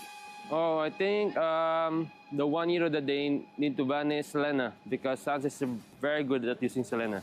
Thanks for your answer, and let's move on. You seem to have the strongest fan base. How did it happen? Do you think it is because of how you play, or because of your personality? I don't really know. All I know is I'm very grateful to my fans, and yeah, very happy. Great! Moving on. How do your fans affect you emotionally? Whenever I feel down, a lot of my fans try to, cheer me up. So it's been very good to receive a lot of support from my fans. So thank you guys. That's fun. Do you talk to the fans on Instagram? I don't really open social media that much, but whenever I try to do live stream, I always try to, connect with my fans. Let's finish with a fun question. Have you ever had a crazy fan? Sometimes, sometimes there's a crazy fan, but still grateful for them. Thanks for sharing your experience, and good luck. And we're back here at the panel's desk. Thank you, Kyrie, for this awesome interview given by our production team. Thank you very much, for this wonderful video. That was Team Onyx, and it was Kyrie, the jungler player for Team Onyx. As he was mentioning, they are return champions for this tournament at the Game of the Future, and that would be exciting and testful match, especially for the team of Yang Feng Yao Gai. There's a big hope and expectancies from the Onyx, and as Aurora the Pagu yesterday was mentioning that he would like to meet them at the finals, and we'll definitely see how the Onyx is going to play and how they're going to perform, because by the look of the Yang Feng Yao Gai, they look very strategical, they were very confident, and they're very conservative on their draft, conservative in a positive manner, because they knew what they want to do and they knew how they would like to accomplish a game of victory of here at the beautiful Siapakah Arena here. And as I mentioned before, my name is still Borka, joined by Haiti here. And it would be interesting to take a look if it be 2-0 from the team of Onyx. I would be very surprised, because, DFYJ clearly also not a team who would like to be eliminated in their journey. Yeah, of course. We are talking about the returning champions, as Steelwork said. They were the champions last year, and they are back here again to get on it. So we still don't know if they're going to move ahead to the next one, or they're going to be having to going back. But it's a very strong team that we are talking about. And of course, Kyrie, a fan favorite. We got a huge fan base for Kyrie as well. And when it comes to Onyx, I believe they mainly relies on their EXP lane to create space on the split push. So, it's at the end of the day, it's MLBB. We cannot really predict anything, but this is going to be one good match to watch, because we are watching the last year's champions. They came out as the best team last year, so we are hoping they're going to put out the best performance here tonight, because they need to move ahead to get to the finals, right? Yeah, or maybe it will be another upset, right? We had the champions yesterday, the Team Spirit, who were winning the recent championship, and they have failed to Food Esports, and now it will be interesting test for Onyx, because all eyes right now on them. And let's take a look how they're gonna do, and it will be not now, but it will be quite shortly. Yeah, and you have wanted to say something? No, I was gonna say, it's gonna be interesting to see how the drafting also looks out, because they're gonna have to tie down, lock down the dives of DFYZ to see how that goes. And I believe they might go for the heavy stun heroes, Minotaur. I'm not sure. We are yet to see. The only way to find out is just wait to see what they are gonna pick, and of course our casters will be talking about that too. So I'm really excited to watch how that unfolds. I'm just curious if anybody of them are gonna be not banning Atlas, and if their Atlas is going to, because the previous years Atlas have been banned twice in would be interesting to take a look at Atlas if any of those teams are going to ban the hero, or we'll be seeing Melissa and Harley, right? Yeah. The combination of two heroes, they have absolutely incredible win rate, and there is also Barrett's there, and it'd be interesting to take a look if, because you know, meta is one thing, but there is also another meta during the at the game like, of the future itself. Like each tournament have their own unique metas. True. And people just adapt and they do strategize differently, and there's might be different terms of strategy, combination of two different heroes with the origin meta and the meta from the tournament. And as we can see here, the Onyx players, as in one interview we were saying, the team from southeastern region, and it would be interesting to take a look if they can manage to again get into the grand finals. But before, they need to meet at the quarterfinals the team of Yang Feng Yao Gai. I mean, that team is crazily really good, and we'll see how they're gonna be and who is gonna come on top. Or might This it sentence be looks fine, but another the citation upset, doesn't you know? support it. Might be And this is another one of the upset, most... clearly. I mean, right now it's Yang Feng Yao Gai on your screens, because yesterday Team Spirit, I'm sure, upset most of the fans here at the beautiful Czech Arena, because nobody expected that performance, because they just came from the different tournament and they've flown here to Astana, and in the first game of the match they have been eliminated. Most people... So, is there still champions first? We'll definitely get to know that quite soon. Yeah, true. I mean, two big teams, two really strong teams, and they have proven their place in any tournament. And as we said, Kyrie say, I mean, they are prepared for the next tournament. I mean, as soon as this finish, in the next 4 days, they are moving to the next tournament, which means they have their place everywhere in MLBB. I mean, DFYG, when it comes to DFYG, I mean, they are more of a high-risk, high-reward cold cards, wild cards, I would say, in the group. And we got Onyx, of course, choking. I mean, they really love their choke points, the narrow spaces, and then to steal the buffs from the opponent. But we are yet to see how this actually unfolds, because we are just about to start. We're going to be starting in a few minutes. You can see the lights going up right behind us. The excitement is high, because we got the champions, the returning champions in the house, to see how all this happens. Are you excited? Yeah, definitely excited. It'd be interesting to take a look at Onyx's performance right now, because we're here in beautiful Ikuti Arena in Kazakhstan. I mean, yes, they were a champion before. It was a year ago. And what about now? Because this is definitely not their home crowd. It might be a little bit nervousness, but I mean, the team is well experienced. Also, it would be a good experience-based and battleground for the team of Yang Feng Yao Gai if they can make this happen, and they can upset every fan here out there. We'll definitely get to know that quite soon. Yeah, I mean, they'll have to make sure the draft phase goes as planned, just to make sure they have all their goals met. And also, it's going to be a challenge to see what they have to bring and they have to ban. And both the teams are really known for this. Their play styles, their own kind of play styles. And we are yet to see how that unfolds. We just heard Kyrie talk about his views on the tournaments, and also his views on the play styles and stuff, and the team as well. But yeah, I mean, Onyx versus DFYG. We're going to be starting in a few minutes. Everybody's so excited. What do you think? How long is going to last the matches? Because the matches were... This games, I mean, the previous game, they were relatively quick. Yes. By the minute of 15, both teams have finished. Yeah. I mean, yesterday we witnessed the most longest game that there is in actual game of at the game of the future in the playoff stage. It was I believe 23 to 25 minutes between leaders and pro esports. Do you expect this longer game type, and might be very close game between both of the teams with their bases being empty almost and fighting until the end? I would love to see a longer game, to be honest, and because since both the teams are really strong, and when it comes to Onyx, I mean, their first priority is possibly to make sure they ban the high, let's say the high mobility junglers from DFYG, to make sure they don't come up ahead and steal the buffs of Onyx. But yeah, we got something cool coming up next year. Yeah, we're definitely cool coming up next year. But let's actually would like to show you guys a quick video of our history of about the games of the future, and let's take a look.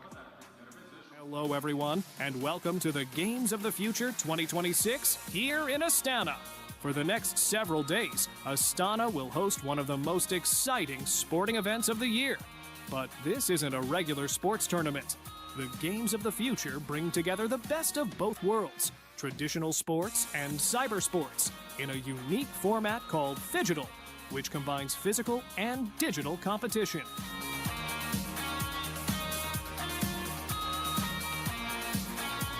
In Phygital sports, athletes have to perform both on the screen and on the field.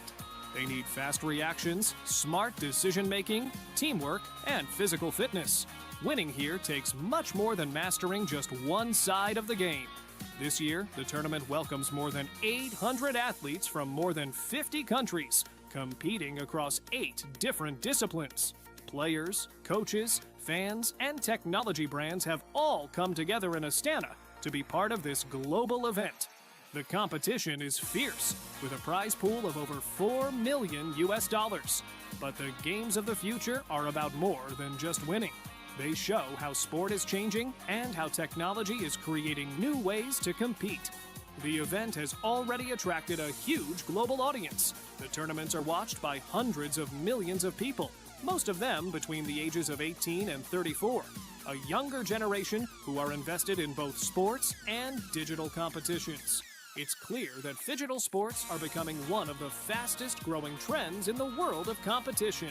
Over the next few days, we'll take you behind the scenes, meet the athletes, hear their stories, and find out what it takes to succeed in this one-of-a-kind tournament. From quick interviews and fun challenges to exciting matches, we'll show you everything happening at the Games of the Future.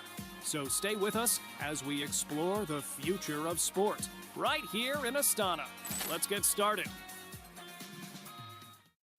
Oh, thank you for the video here. That was a good history between about actually the game of the future here. Also, like to mention about we haven't talked about the groups, right? Yeah. The groups that Onyx, they haven't lost a single game. Wow. I mean, absolute champions. I would say. They haven't lost a single game. That was 2-0 from their group of D, and that was a great performance by them. Whereas DFYJ, they have been constantly losing one game, but they were winning, and they lost to Falcons, I believe, at the Group A, and they made it through on a second on their Group A. Right. So now they're actually facing here. DFYJ now also hyped up after winning their series against Team Vamos. Yesterday we got to see that games. It would be exciting to take a look because on the other hand, you see there's always 3 games for the team of DFYJ, right? And now on Onyx, they haven't lost a single game so far here at the Games of the Future.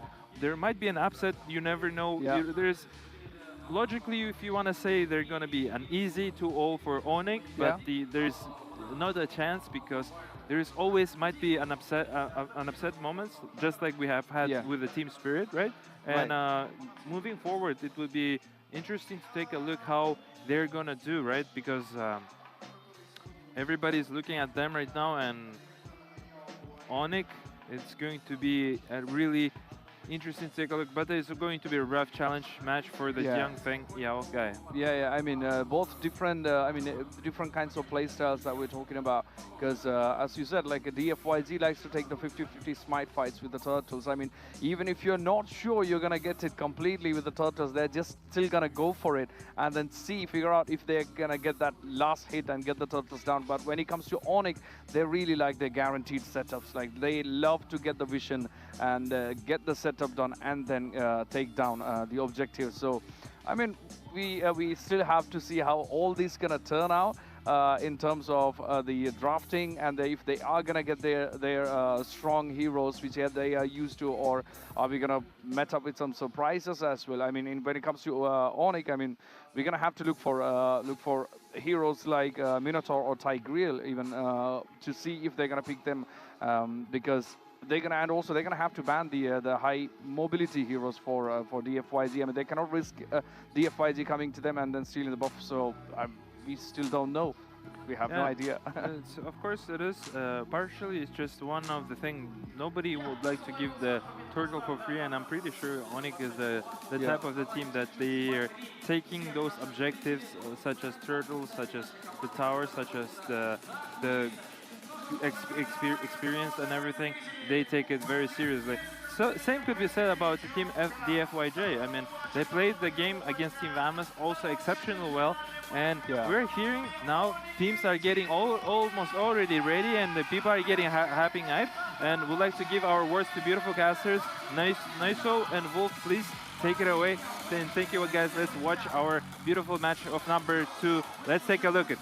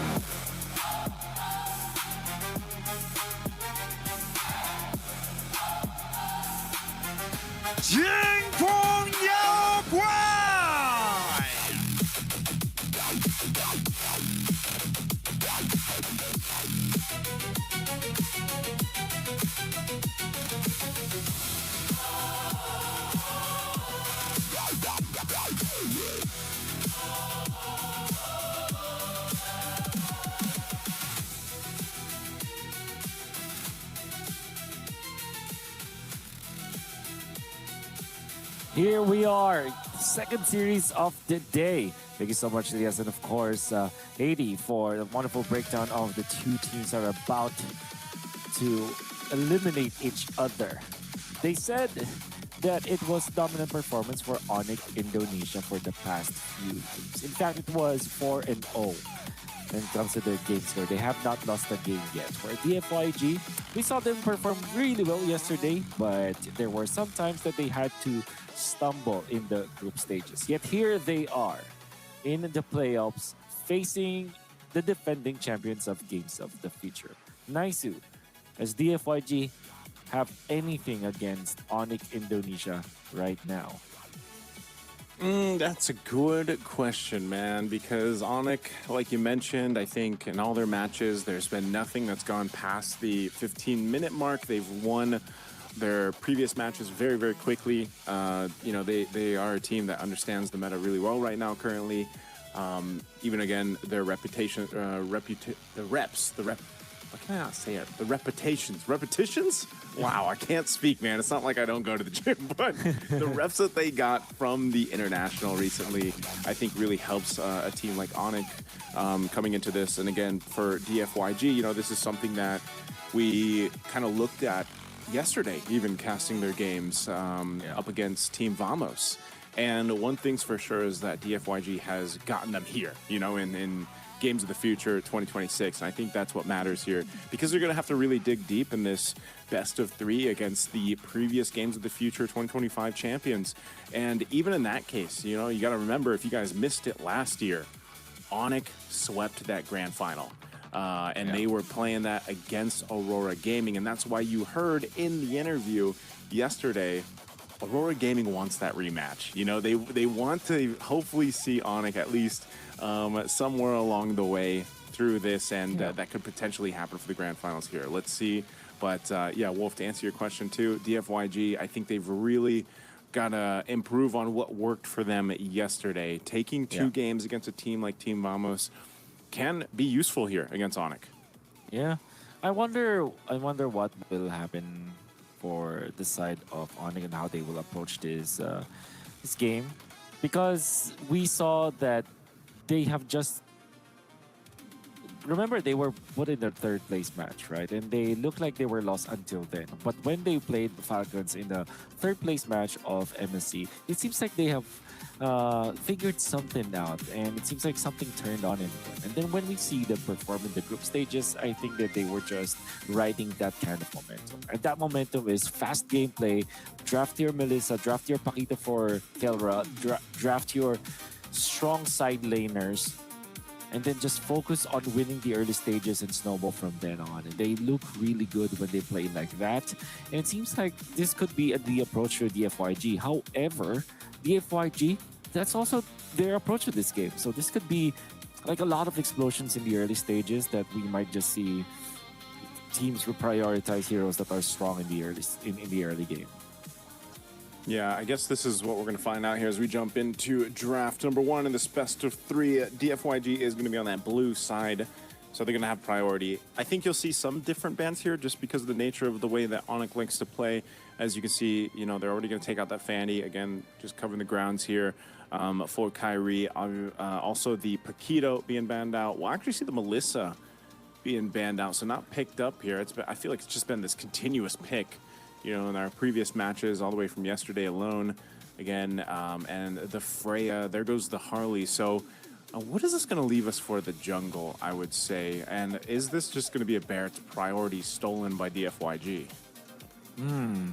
Yeah, Barrett's is an important piece of the puzzle for Onyx Indonesia. Every time that they get their hands on it, they will go for it. Especially if there's no Paquito that they have to worry about. There's no Fanny that they have to think of. So that also means that DFYG should be the ones to take it away from them. However, the threat of the Marcel is also looming in the corner.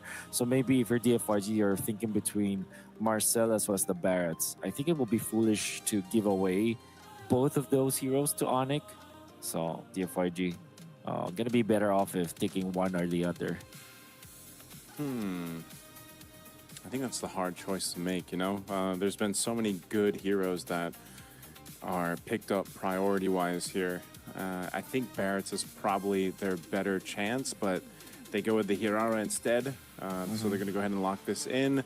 Again, I gotta go back to, you know, Zhao's performance yesterday. Hopefully that he can play this Hirara to a high level against Kyrie, because that's what he's going to need.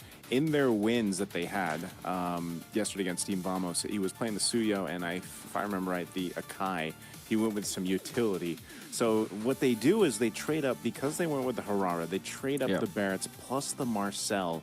And that's why there were so many options, you know, that you mentioned. Like, there's so many good picks that you can take on that first pick. That's literally what I said. They could not give away both these heroes. Of course, they do get the Hirara, which is not a bad trade at all things considered. But there are so many alternatives to the Hirara. You can go pick up the Harley if you are Onyx, but it's not available. Maybe the Nolan. They do secure this Claude, which they like to play for Long. And Long actually plays it well. So all things considered, it's okay. But I still feel like Onyx has got the big two heroes of the patch, and they will just maybe choose their assassin jungler in third pick, or maybe a Valentina actually, so that they will have the mid lane intact. Especially you already have the Cho on the other side. Okay. So you have the Cho.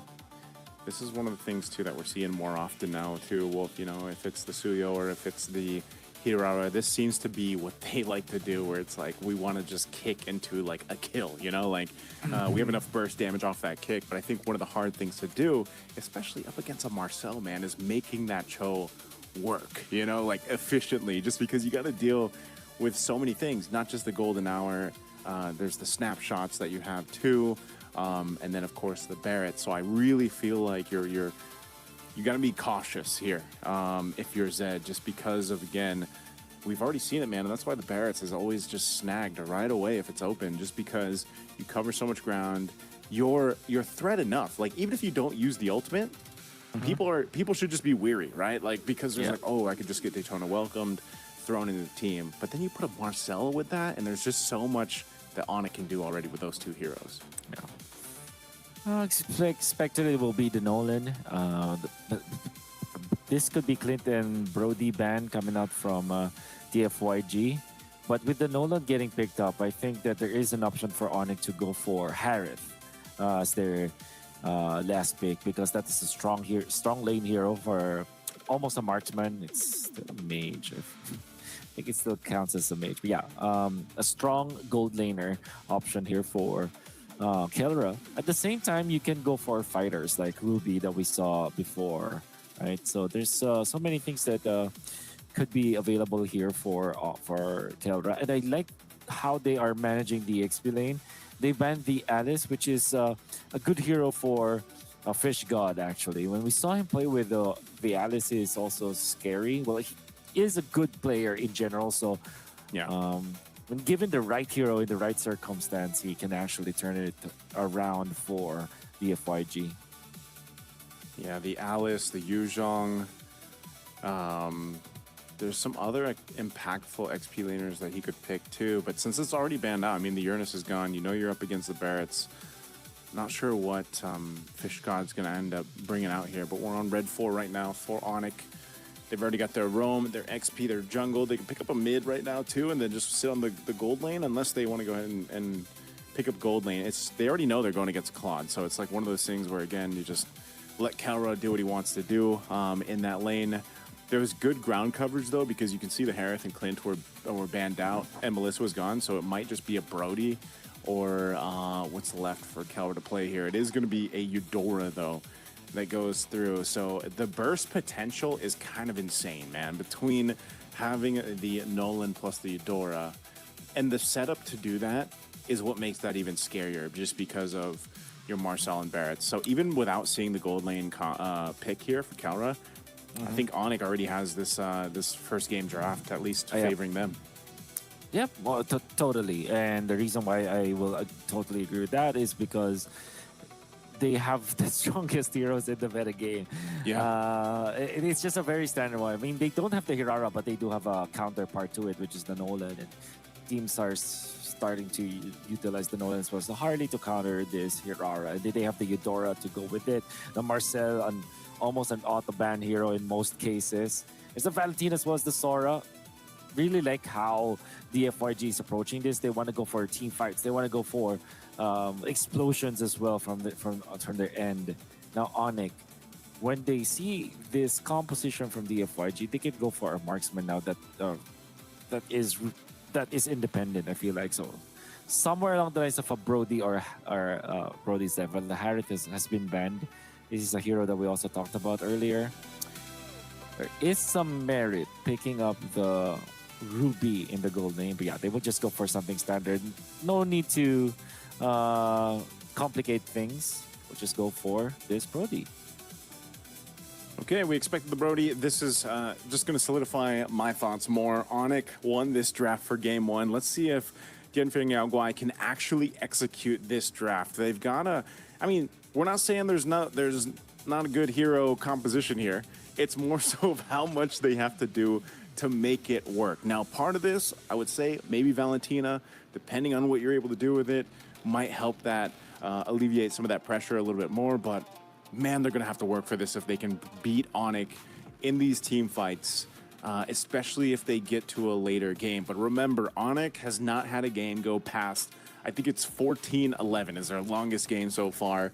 They're very quick to get to the victory if they have an upper hand, and that is exactly what DFYG has to watch out for and stop from happening. Well, it's a tricky scenario for DFYG, but they do have the tools. I always feel like if you have a team fighting tool, you will always have a way to actually win the game. And they do have the Sora, and eventually this Valentina will be able to copy perhaps the Marcel ultimate. So there are ways, or there are ways around it. This is not looking impossible, is what I'm saying. Well, it starts here. Start of the game going through. DFYG looking for what they can. Again, as Kyrie gets his purple buff, he's just got to be protected by Keyboy. And they will trade out, securing that buff for the Lith Wanderer. So that's secured. Let's take a look at the emblems quick. Yeah. Ooh. Oh, my feet actually lagged a bit. There's nothing really... Okay, there you go. There's nothing really out of the ordinary. So unsafe coming up from the emblems. Ooh, whoa. What is going on here? No. That's a flicker and a stomp, but I think Suns was able to dodge out there, and a weird flicker from Suns. Yep, that was very ambitious for him to go for that flicker play, and he ends up wasting his own flicker for this early game. Yeah, at least he, well, as we say, better not having the flicker than a death, even though Zed uses as well. So, nonetheless, pretty much even across the board. We got to wait for this first turtle for something to happen with this one. And that's just the nature of DFYG's composition. They try to set something up with a G Kundo if they have it, but it's more playing into the kick once it's available, or again, having that Sora crowd control there too. They're going to force Zhao out of that bush. Loopy's kind of low here, but he's got the Daytona's welcome. He's going to get the stacks that he can. Kyrie's going to poke in. There's the flicker. Daytona's welcome, as we expected, into the wall, and the burst is going to come through. But E1 will be able to survive. Flickers on out. There's Zed falling, and now crashing down. Fish God out, takes out one. He's looking for another if he can. He goes in, has the crowd control and damage, but just not enough. Does make it happen. It's easier for Zhao now. Low health bars, but it's a double for Sans on the Eudora. Really good for the side of DFYG, as they started with a fight. Whenever you have a team fighting tool like that, something really good as the Sora, you can actually turn the game around no matter what happens, because all you have to do is to look for an opening.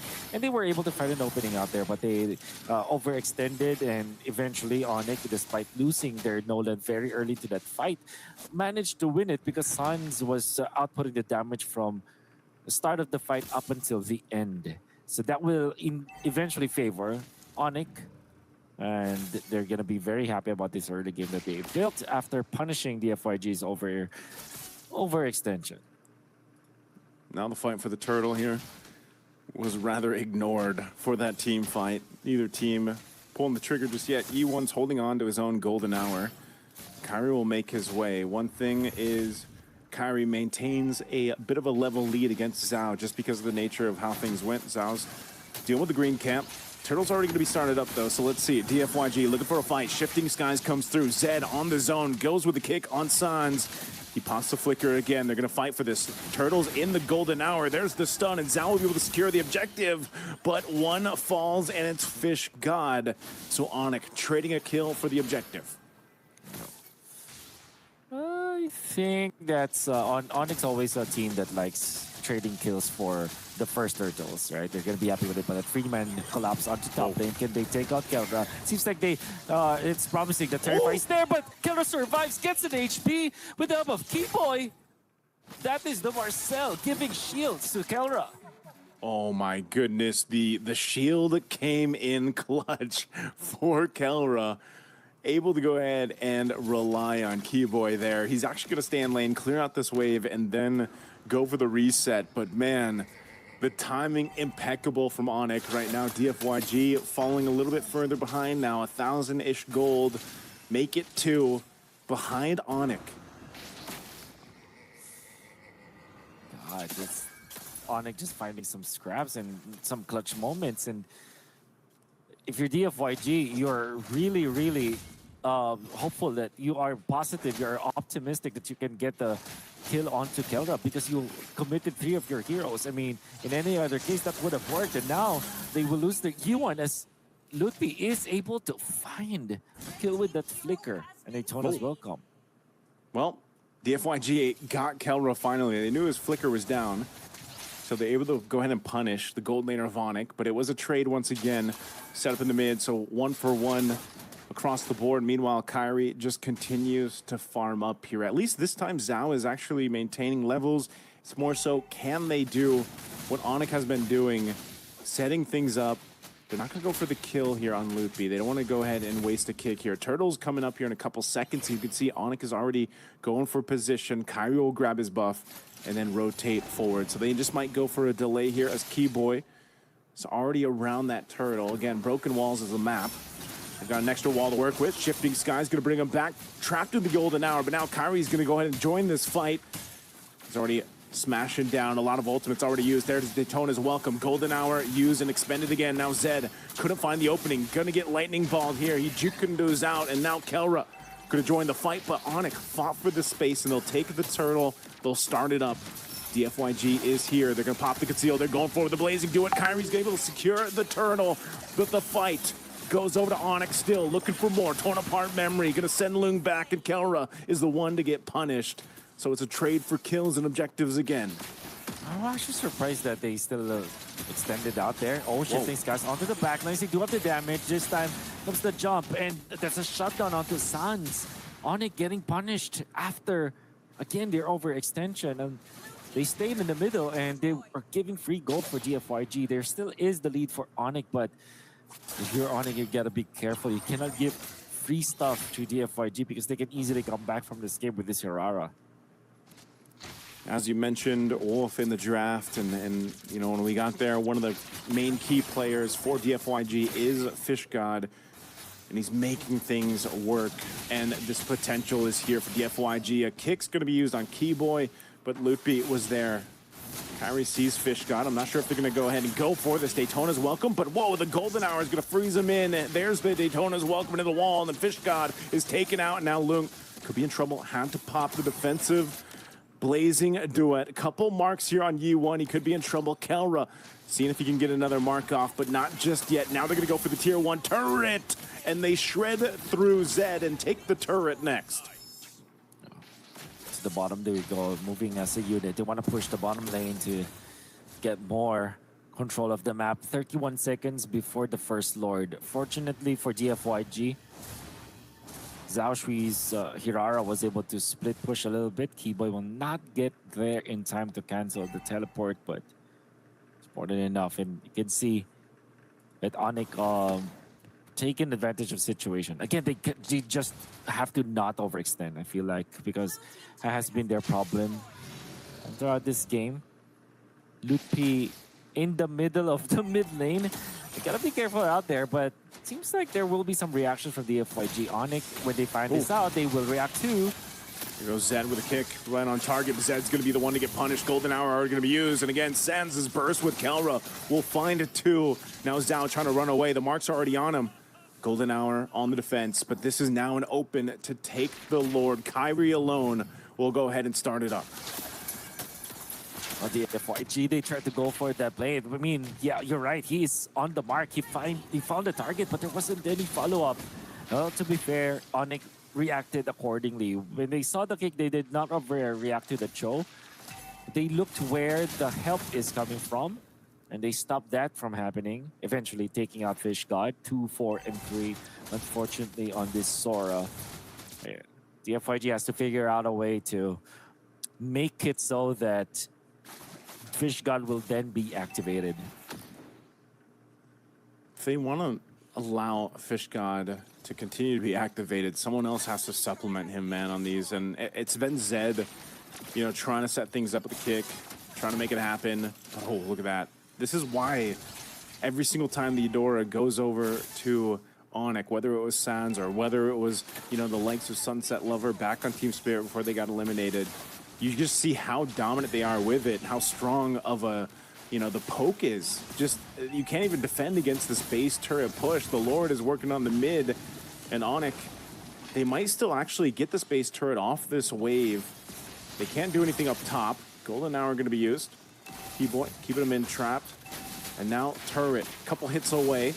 They're not going to go for it. There's the shifting skies. Kairi waiting patiently. This is what they wanted. They wanted DFYG to try to fight, and they're able to find more. Lung goes in with a blazing duet. He can't find the target he's looking for. He's trapped. He's zoned out. E1 could be in trouble next. Kairi and Keyboy are still there as they run him down. Now it's just Lung, but there's too much damage and too much health bars for Lutpi. And now Onyx will go ahead and take the first game in this best of 3 against DFYG. And Onyx spent so much of the game. They're trying to lure in DFYG to this point where they will team fight. And you're right, they invited them into their box and they were able to win it because of that. Perfect execution at last. They had to sacrifice Kara for it, but they did end the game as the Nolan coming out from Kairi was just too much to handle.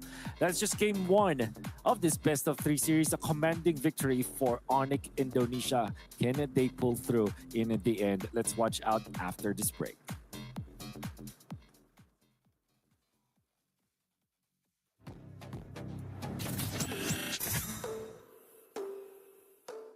Центр кредит банкымен сіз қарапайым және заманауи шешімдердің ортасындасыз. Нық сеніммен жаңа мүмкіндіктер ашып, тексерілген сапаға сеніңіз. BCCKZ мүмкіндіктерді кеңейтіңіз.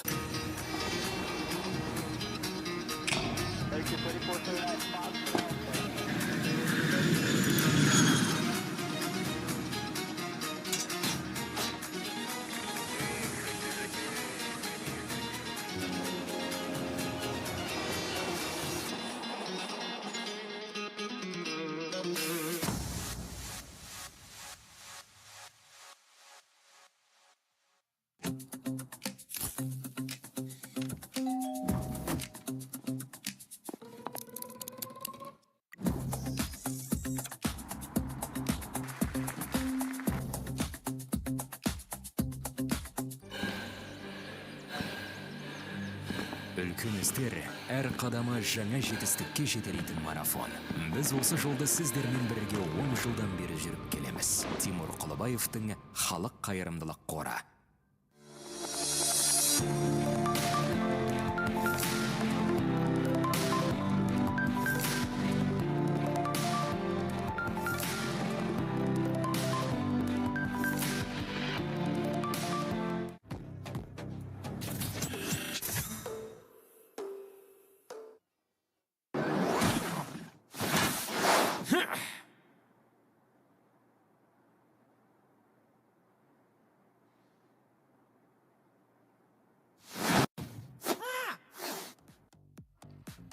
And we are here back here after the Onyx versus DFYG first round, and that was a very quick game. That was like 10 minutes, 30 seconds or approximately. And then Kairi at the end, he smashed it down to the base of DFYG. That was a very quick game. Onyx takes the win for this one. Yeah, definitely was a very quick ending, I would put it that way. You couldn't really tell who is exactly leading because the game was 6-9 and it was pretty close game overall around the minute 6, I believe, and then within the past 4 minutes, everything went drastically towards the favor of Team Onyx. That's true. I mean, at the end, it was we ended with I believe 6-18 or 6-18. So it's going to be interesting to see the stats very soon. Yeah. Before that, I would like to remind about one big sponsor name is Samro Kazna. Thank you very much, Samro Kazna, for making and sponsoring the tournament of Phygital Fighting. Phygital Football. Phygital Football. Thank you very much for sponsoring that, and because of that, it wouldn't be possible without you. And thank you very much for making this tournament happen and making this game of the future happen here at beautiful Kazakhstan, Astana. And yeah, let's get back to the game. Yeah. Which part do you like the most during the game? I think towards the end that was a very clean win because we were talking about at the end there was a fight they took way from near the river to all the way till DFYG's base, and at the end whenever they entered the base for DFYG they didn't have any players for DFYG. I mean that was crazy. at the end. We can see the highlights up on the screen right now. We have the teams getting ready just before the last match. And I mean, this was their first match today, so they didn't have any expectations or any predictions whatsoever. And this is how the game started. I mean, after 2 minutes, we had a 1-1. I mean, everything was going equal, I would say. Like that's just like what I said here, Heidi. You couldn't really tell exactly who is leading, who is not, because the game was relatively equal until minute 6, and then from minute 6, like, let's put it okay, let's give it minute 5. From minute 5 to 10, like, the game was swiftly, drastically moved towards the team of Onyx. I mean, they were the clear favorites. They were nominated as the champions of the last year here at the Game of the Future. I mean, that's the reason why they're here and they're competing here. I mean, Yangfei, Yao Gai, big shout out to them. They weren't, it wasn't easy per se, it wasn't clean victory, but the last 4 minutes of the game, I mean, the Yangfei Yao Gai couldn't really do much to Team Onyx. After minute 6 here, as we can see the team fight, from this kind of team fight, Onyx got the slight advantages, and from minutes 7 to 8, that's where everything shifts. This team fight will take over Onyx, and just look at constant pressure from them. And I mean, like we were saying about Kyrie, this player, he was giving on the interview that we're watching on a video. He was saying that they would like to do well on this tournament, and they were champions for the reason, and this is the reason. I mean, they're taking over the map, taking the control, and the control leads it to the victory. That's true. I mean, after, as you said, after 6 minutes, I think that was a very fast pace for Onyx, but it was very slow that went for DFYZ. I mean, here we are nearing the end of the game. This is where they took out almost everyone from DFYZ. I mean, Kyrie shut down Zhao Shi, and then they had 2 players left, and then they finally got Loong as well, before they just marched right into the base, as you can see on the screen now. That was 8-16. That was double the kill points. And very interesting game. Yeah, I would like to also mention, if you were paying attention on minute 8, there was a 5k gold advantage, and by the time they were ending the game, the gold advantage swing was on actually more than 7,000 gold. It's just way too much. And as you can see here, the scoreboard 8-16. They're twice of their kill scoreboard done by Team Onyx, and Keyboy, I mean, he's been participating on mostly all the kills. One kill and 14 assists there. I mean, what an absolute goat for being there, always supporting this team. Just like Lutpi is. Lutpi is closer with the 2 kills and 12 assists. Pretty much, they've been all participating at every kill there, like against the team of Yangfei Yao Gai. Yeah, I mean, the Onyx, Kyrie and also Kelra both played really well. I think Kelra had more deaths compared to Kyrie, but both really played well. I should say the whole team actually really played well, because after the, let's say, the 6-7 minute mark, it was more of an ambush where the team completely were on the DFYG. I mean, Onyx completely smashed Onyx. They were behind them. But before the next one, let's give a big shout out to Yandex Go for being one of the sponsors for this Games for the Future 2026 in Astana. Make sure you scan the QR code right up on the screen and download the app, because it's got everything you need. It's gonna make your life a lot easier. So do not forget Yandex Go. Download it from the QR code right up on your screen. And we move on to back to the game. I mean, we are just 1 round done, but that was a very quick game. If this goes the same way, I think the next game, we don't know, because we have the history of the DFYG getting beaten, but they're coming back up again in the next game, that, like how we saw in the last one. But again, as Steelborger said, I mean, Onyx never had a fail. I mean, they never lost 1 game in this tournament, right? So that's a huge advantage. That comes with a lot of confidence as well when it comes to this tournament, and Onyx as a team, and they've got the star players on their on the desk as well. What do you think about the next game? Any expectations? Man, there's nothing to be said. It just will be Onyx just played extremely well. There's a as we speak, there is a comparison between Kyrie and Zhao Shu, and as we can see, the hero damage here is almost a half of it, like 1.5 hero damage difference. 35k damage into 20k damage of Zhao Shu, and the gold differences in actually in almost 2k, more than 2k, and KDA 13.00 to 330. It's just way too much. It's more than 4 times actually. Right. He has a KDA differences. Really good performance from the Kirai. Yeah, and he's been doing awesome. I believe he's the captain of the team and the leader of his team, and he does it very well. And they just proved that with their results that they are potentially are the like a big nominee for the championship here at beautiful Astana and Jack Arena, because the way how they played, it was exceptional well. That's what I was saying earlier. Keyboy is an MVP for me. That's what I agree. Our beloved broadcast team as well here. 94%. He hasn't participated in 1 kill out of all the kills. He's been missed only 1 kill, and 94% of kill participation. I think this is the most highest kill participation I have honestly with this Keyboy. Great really awesome awesome play, and also Lutpi there was also 1 kill below than the Keyboy is. That's true. That's very true. It was very clean game. I think it will be actually a 2-0 towards the Onyx. Onyx are the clear favorites.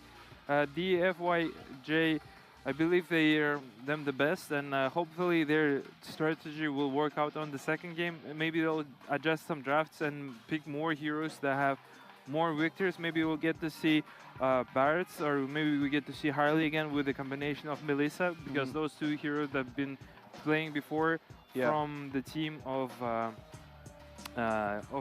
other last game, and they were doing it actually very well. Yeah, of course. Let's give a big shout out to Freedom for being the general partner for MLBB right here in Games of the Future 2026 right here in Arena.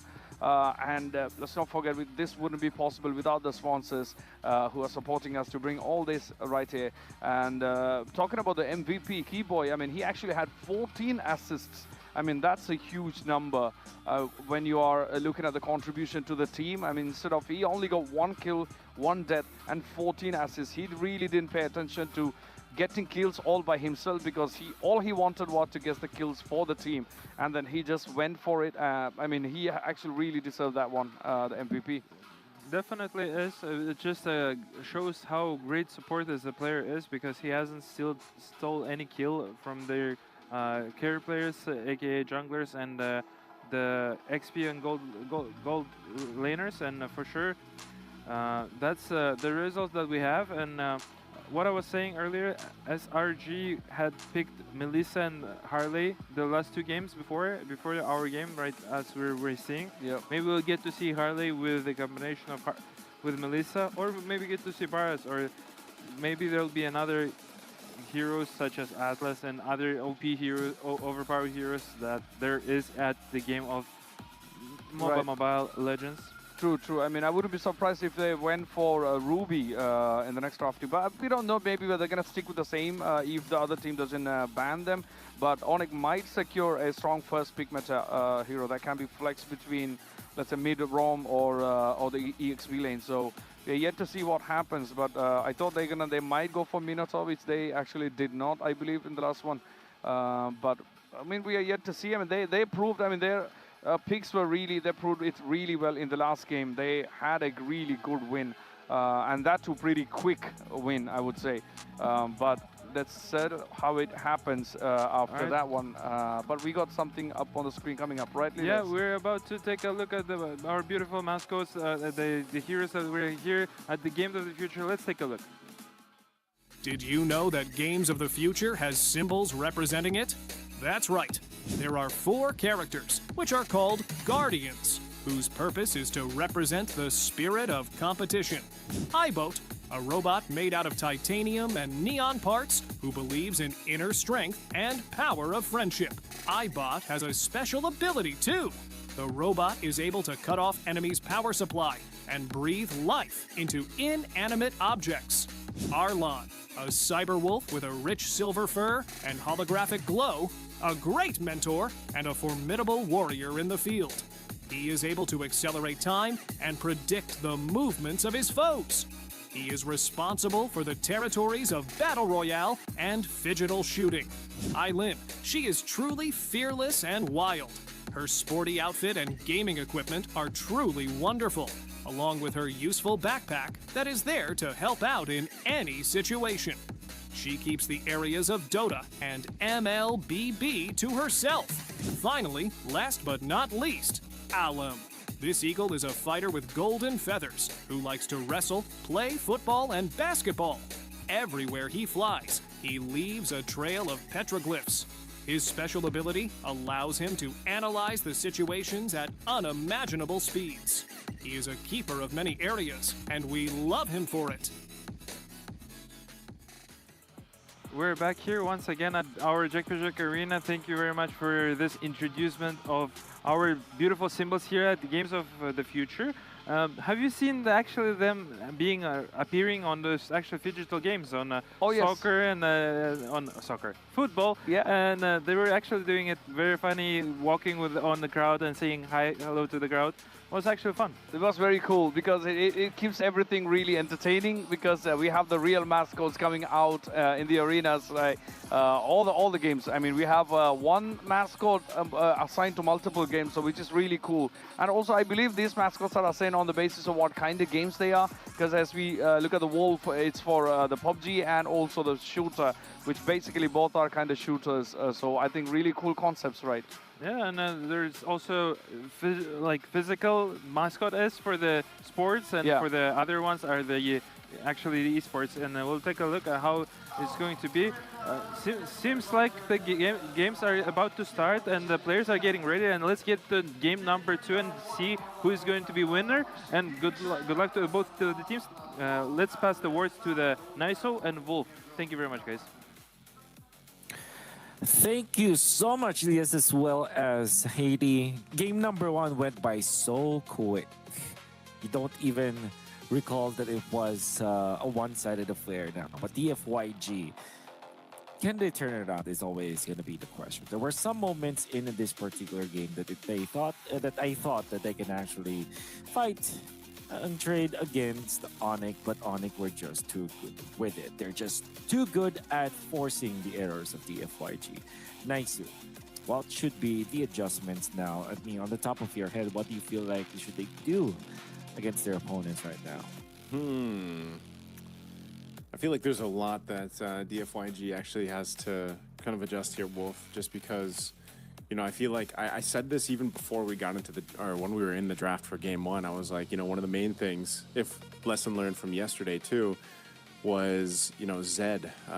Zed needs to be able to go ahead and find those setups that he was looking for. And, you know, unfortunately, we kind of pointed that out when the draft did come through, and it was like, you're going to pick up this Cho, you're fighting against the Barretts across from you, plus Keyboy on that golden hour, right? Having that Marcel.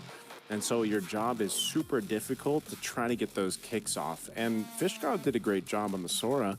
Actually, I think Fishgod has been the most consistent throughout the matches of DFYG. You know, he's been very good at going and setting things up, even pumping out some pretty good damage on the Sora. But unfortunately, once he was done and once his ultimate was expended, then what was left, you know? And Lung never had the opportunity on the Claude to get that power spike that he was looking for. And that's what I was saying about how Onyx, so far, they've been playing this meta so well that they end games very quickly. So if you're going to go ahead and lean towards, you know, some of those marksmen that are a little more late game centric, like the Claude has been so far for a lot of people, especially when the Melissa's banned out, you know, you have to make things happen elsewhere across the map. And even for Zhao, they prioritized the Harara, but then you really didn't see them do anything with it. You know what I mean? So it's like, you know, I hate to keep going back to it, but it's all the draft, right? What are you going to trade through the draft, even though the bans are different? And I think focusing on getting that Harara for Zhao just wasn't enough to trade out right away that Barrett's pick over, and even the Eudora was a big problem that Sans had. Yeah.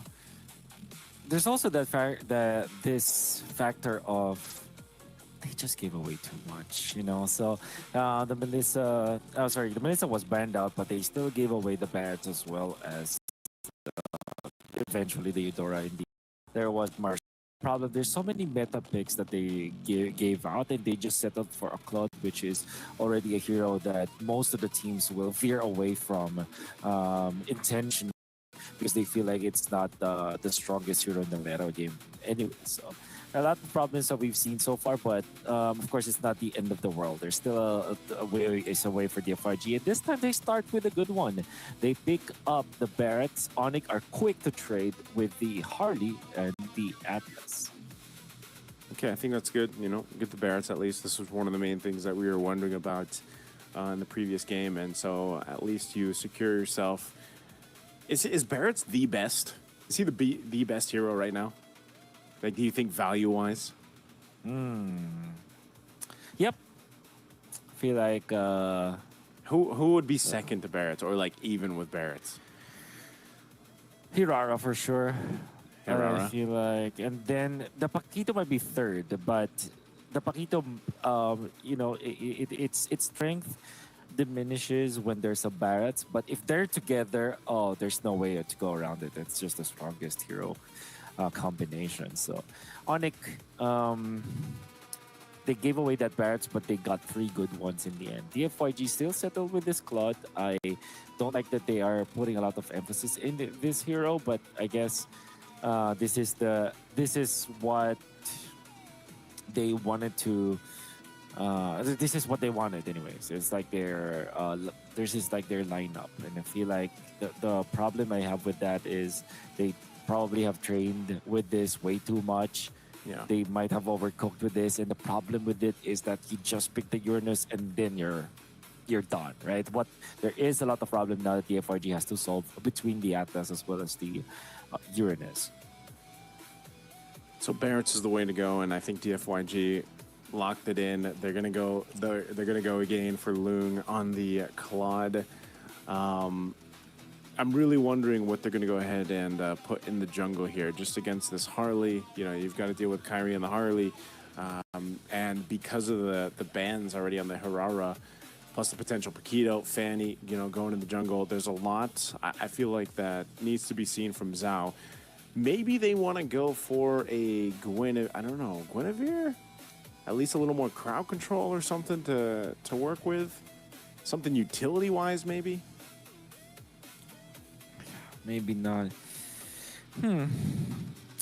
Maybe the Gwyn.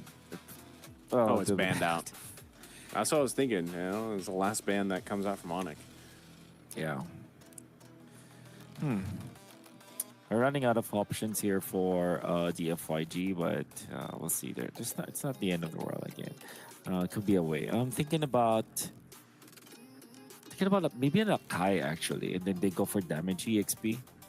So they've already got the Barretts. All right. I think they have no choice. They have to go assassin now. So that leaves Nolan for them to use. And then maybe pick up the Nolan and then you go for your Roam. Sure. Maybe a Badang actually. They might not have any choice if they can play that actually. But for Onyx, World is your ocean. They still have the Harith, but it's not the best paired up with the Harley. They might maybe a Ruby actually. More crown control if they want to. Again, Onyx, like you said, they have so many options already that they left open on this red 4. We'll see if they lock in what's going to go in the mid lane. Either they still need the mid, and they also need the gold lane. Again, they usually hold on to that Keldra pick for the end here. So, and you know, you're already against Claude, so you don't have to rush it. I think this is one of the things, though, is what do they want to pick up for DFYG for their last 2 picks to round this out? I like their first 3 picks they already have. It's, can they give some time to Lung to build up on the Claude? One of the main things. A lot of Kyrie fans out there, of course, to watch Kyrie make those moves in the jungle. Even in the last game that he had, he performed really well, obviously, being activated on that Nolan. We'll see if this is going to be up to the take here for Zhao. It looks like heroes are being locked in. We just can't see it because even the red 4 was already locked in. So I'm not sure what those last 2 picks were from because they're not popping up with the graphics, but I know they're locked in, right? It's Yeah. Keyboy's pick now. Yeah, that's why I was wondering, because it's been a while since the 4th to the 5th ban, so I Yeah, don't, okay, there it is. There it is. They're rolling with the far set in the Leo Mord for DFYG. Mord. Okay. I understand it. I don't necessarily agree with it, but I think it has some ways to go about it. I